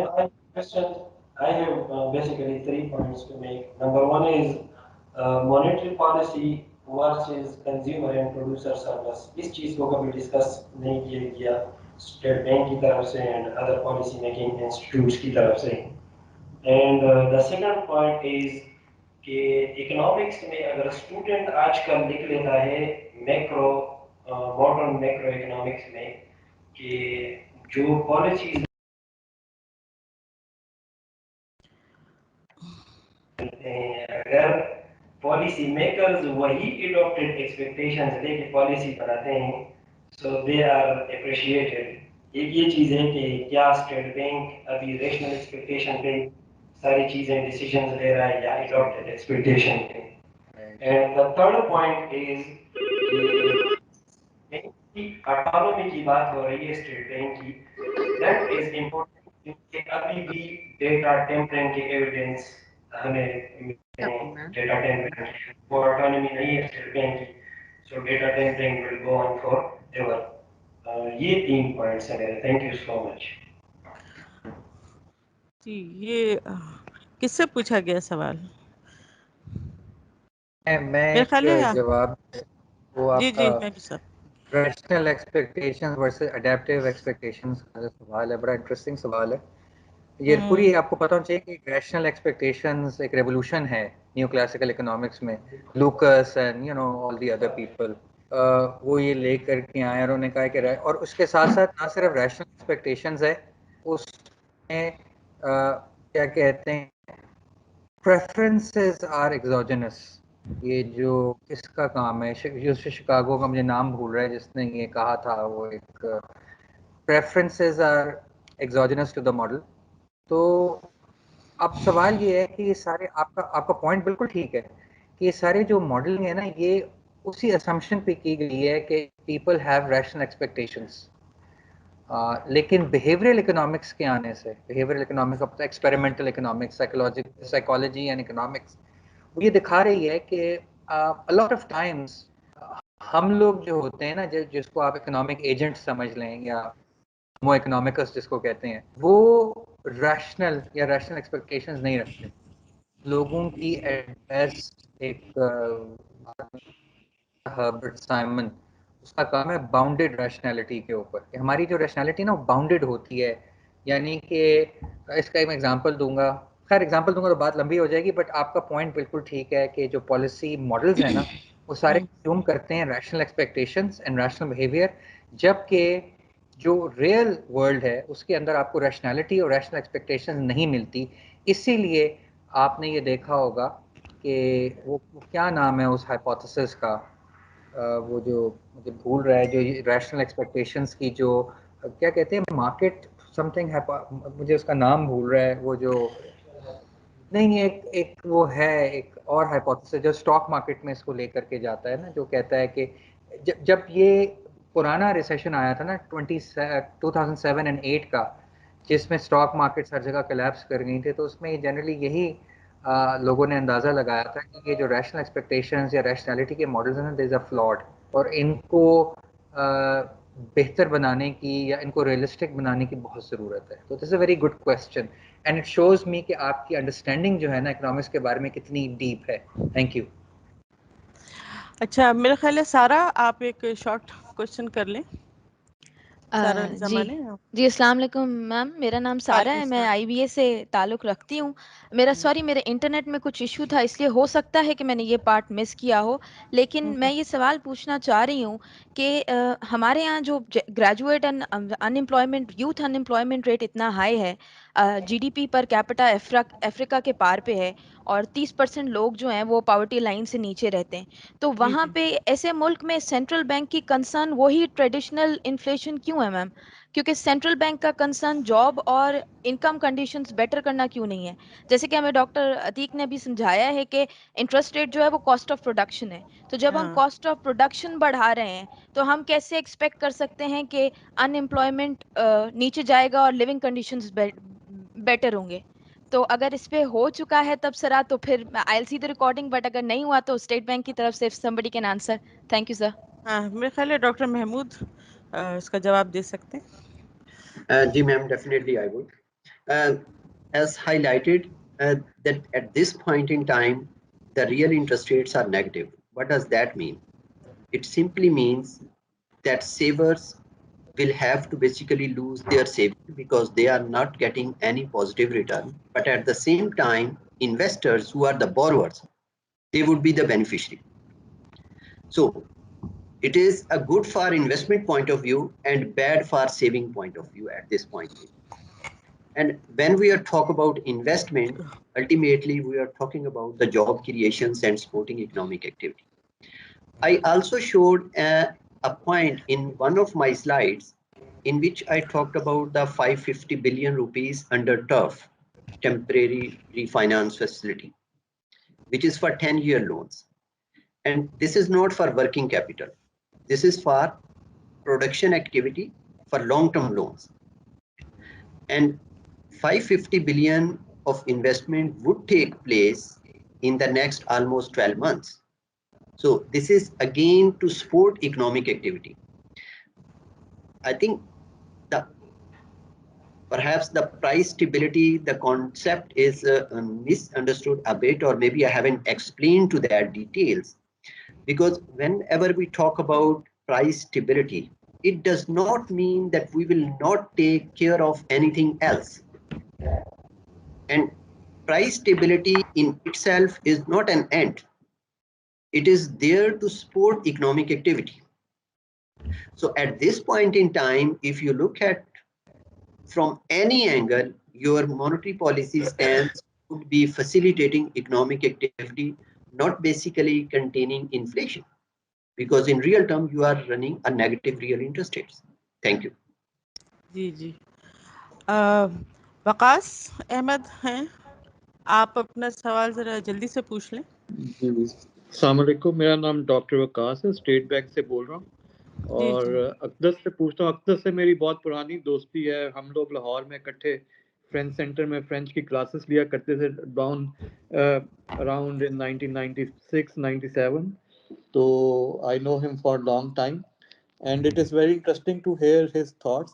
मेरा सिर्फ एक क्वेश्चन है कि अगर आप गवर्नमेंट की स्पेंडिंग का थोड़ा ब्रेकअप देखें, मैं सिर्फ एजुकेशन की बात करता हूँ, गिवन के पाकिस्तान का टोटल फैक्टर प्रोडक्टिविटी ग्रोथ इस पूरे रीजन में सबसे कम है और हमारा एक्सपेंडिचर एजुकेशन पे भी as a percent of per capita या परसेंट ऑफ जीडीपी काफ़ी कम है, but 95% of that expenditure that just goes into building of school buildings, provision of equipment, provision of facilities like washrooms, chairs, tables and every things like that. 5% सिर्फ हम quality के ऊपर खर्च करते हैं and I really want to ask कि क्या ऐसे मुल्क यहाँ पे एग्जिस्ट नहीं करते जिन्होंने कमिटमेंट की बेसिस के ऊपर एजुकेशन की क्वालिटी बढ़ाई रादर दैन कि सिर्फ पैसों की बेसिस पे। तो अगर गवर्नमेंट को आप रोकें कि वो खर्चा कम करे ऐसी चीज़ों पे जो कि इनएफिशिएंसी बढ़ा रही हैं, तो उसमें क्या इतनी बुरी बात है? और अगर रोक भी नहीं रहे, डायरेक्ट बोरिंग पे तो चलें एक थोड़ी लिमिट है, लेकिन इनडायरेक्टली तो बोरो कर सकती है गवर्नमेंट, जितना मर्जी चाहे कर ले। और दूसरी साइड पे आप ये देखें कि करके अगर वो एफिशिएंसी क्रिएट ना कर सके, और जैसा कि खातून ने क्वेश्चन किया कि जॉब्स नहीं है और स्टेट बैंक सपोर्ट क्यों नहीं कर रहा, तो आप ये देखें कि जब हमारी ग्रोथ 4% के करीब पहुंचती है तो यहाँ पे ओवर हीटिंग शुरू हो जाती है, इन्फ्लेशन ज़्यादा हो जाती है, आउटपुट गैप पॉजिटिव में चला जाता है। In that sense one should understand कि मॉनेटरी पॉलिसी का स्कोप इसे आगे का नहीं है, it is rather physical discipline, और फिजिकल डिसिप्लिन के बाद गवर्नमेंट की ये कंसिडरेशन कि उसको एफिशिएंट होना है, उसको अपनी कैपेसिटी कंस्ट्रेंट जो है वो रिजॉल्व करने हैं, और वाकई एजुकेशन और इस तरह की चीज़ें जो कि टोटल फैक्टर प्रोडक्टिविटी या ऐसी चीज़ें जो इनविजिबल हैंड है, नज़र नहीं आते डायरेक्टली, वो दुनिया में एस्टेब्लिश्ड हैं कि वो प्रोडक्टिविटी को इन्हांस करते हैं, उनके ऊपर भी कोई फोकस करना है। तो जब तक प्रॉबेबली स्टेट बैंक की इंडिपेंडेंस जितनी भी अभी मिल रही है या मिल चुकी है, उसकी बेसिस पे अगर ये प्रिंसिपल कुछ एस्टेब्लिश हो जाता है तो इसके अंदर क्या बुरी बात है? So may I answer that question, Waqas? Ji, can you hear me? जी जी जी अच्छा, तो ये वकास ने जो है ना ये स्पिल्ड द बीन्स, और लगना था वरना कि बहुत ही एक आपस में जो है ना एक हो रहा है मुकालमा इन दोनों का। ये मैं इनको बड़ा पुराना जानता हूँ वकास भाई को, लेकिन इनका क्वेश्चन बड़ा पर्टिनेंट है। देखिए मेरा इससे आपका पॉइंट वैलिड है। मैं ये समझता हूँ कि physical discipline is always a good thing, but उसकी एक टाइमिंग होनी चाहिए। मतलब now is not the time to be the government to undergo austerity और फिजिकल कंसोलिडेशन, क्योंकि पूरी दुनिया के एक कोविड-19 का जो पेंडेमिक है उससे लड़ रही है, पावर्टी बढ़ रही है, और मेरा ख्याल है कि ये इसकी टाइमिंग बिल्कुल ख़राब है। दूसरी तरह आपने पूछा कि अगर हम उस गवर्नमेंट को रोकते हैं तो इसमें क्या बुराई है। भाई आपका तो काम नहीं ना गवर्नमेंट को रोकना, आप गवर्नमेंट से बड़े कैसे हो गए? You are the State Bank of Pakistan. आप कोई बाहर की कोई कंट्री का बैंक तो नहीं है ना कि आप गवर्नमेंट को रोक रहे हैं। गवर्नमेंट को खुद अपने अकाउंटेबिलिटी मैकेनिज्म बनाने चाहिए। You are one of the people of Pakistan. You have a conflict of interest. आपके यहाँ लोग बैठे हुए हैं जो कि एक्स IMF स्टाफ हैं, तो I mean we don't know कि कॉन्फ्लिक्ट ऑफ इंटरेस्ट क्या है और क्या नहीं है। तो ये मेरी ग्राइप है अगेंस्ट जो आपने सवाल पूछा था। जी the last question, Huda, are you going to ask something? Yes, ma'am. Assalamu alaikum. Walaikum salam. I'm the student of AERC. My question is related with Sarah's question. She said that इतने ज़्यादा लोग unemployment में हैं. अभी ILO की report आई और ILO कह रहा है कि 1.8 बिलियन इनफॉर्मल इकोनॉमी वर्कर्स हैं जो अफेक्टेड हुए हैं, जिसमें से 52% जो है वो एशिया में है। तो स्टेट बैंक जो है वो इनफॉर्मल इकोनॉमी वालों को कैसे उनका जो लॉस होगा उसके लिए वो क्या पॉलिसी बनाएगा जिससे इसको कर्ब कर सके। और पॉवर्टी का पहले यही हाल है, इन्फ्लेशन और फूड इन्फ्लेशन बहुत ज़्यादा है, डबल डिजिट है, तो उन बेचारों का क्या होगा? This is what I want to know. मेरे ख्याल है ये महमूद साहब इसका जवाब देंगे। Gee, as so far informal sector is concerned, if it is informal, of course, that's not much documented. So they are not dealing with the banking sector. So they are not in the formal, you can say, setup. But how indirectly, I think State Bank as well as the government is trying to reach those people. That's through their construction package or increasing focus on the construction sector. Because when we look at construction sector, primarily those are the unskilled or semi-skilled people who are employed there. For that purpose, even the State Bank of Pakistan has assigned mandatory targets for the bank for this year. So they have to increase their portfolio around 5% of their total private sector portfolio. At this point in time, it is around 2%. So the idea is basically to facilitate the government as well as the construction sector so that they can create a lot more jobs for the unskilled workers. Because otherwise, because State Bank does not have the direct, you can say, link with that. But under the SARS program, government has spent a lot of money on that because they can get registered and there is a certain amount which could be basically received from that end. And if I recall precisely, since the COVID, government has disbursed almost 180 billion to 15 million people. So that's the route which we have. And as a central bank, we are basically supporting the government in terms of construction sector activity.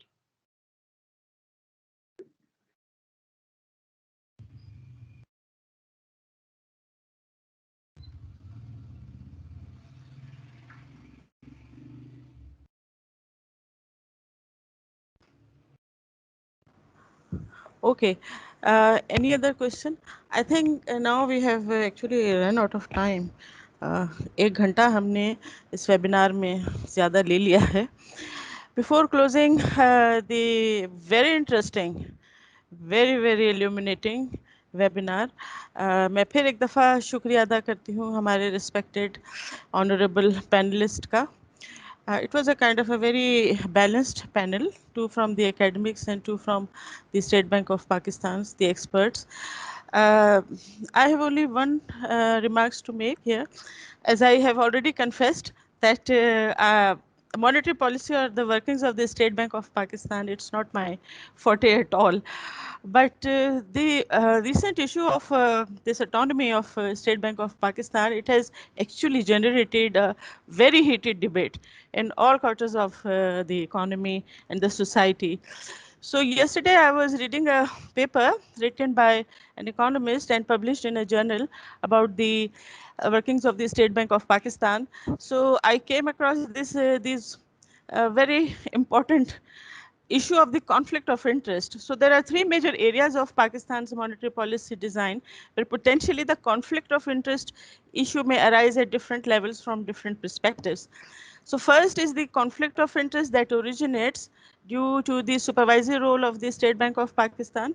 Second is the conflict of interest that arises due to the explicit role of the government representatives in the affairs of the monetary policy. And third is the conflict of interest that emanates from the market affiliation of the monetary policy decision makers. So I think probably these points justify the autonomy of the State Bank of Pakistan to some extent.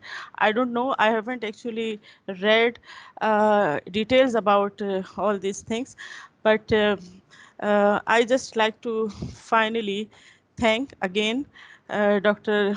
Mehmood Khan. Special thanks to Riaz Saab, because Riaz Saab is a very our own expert belonging to AERC.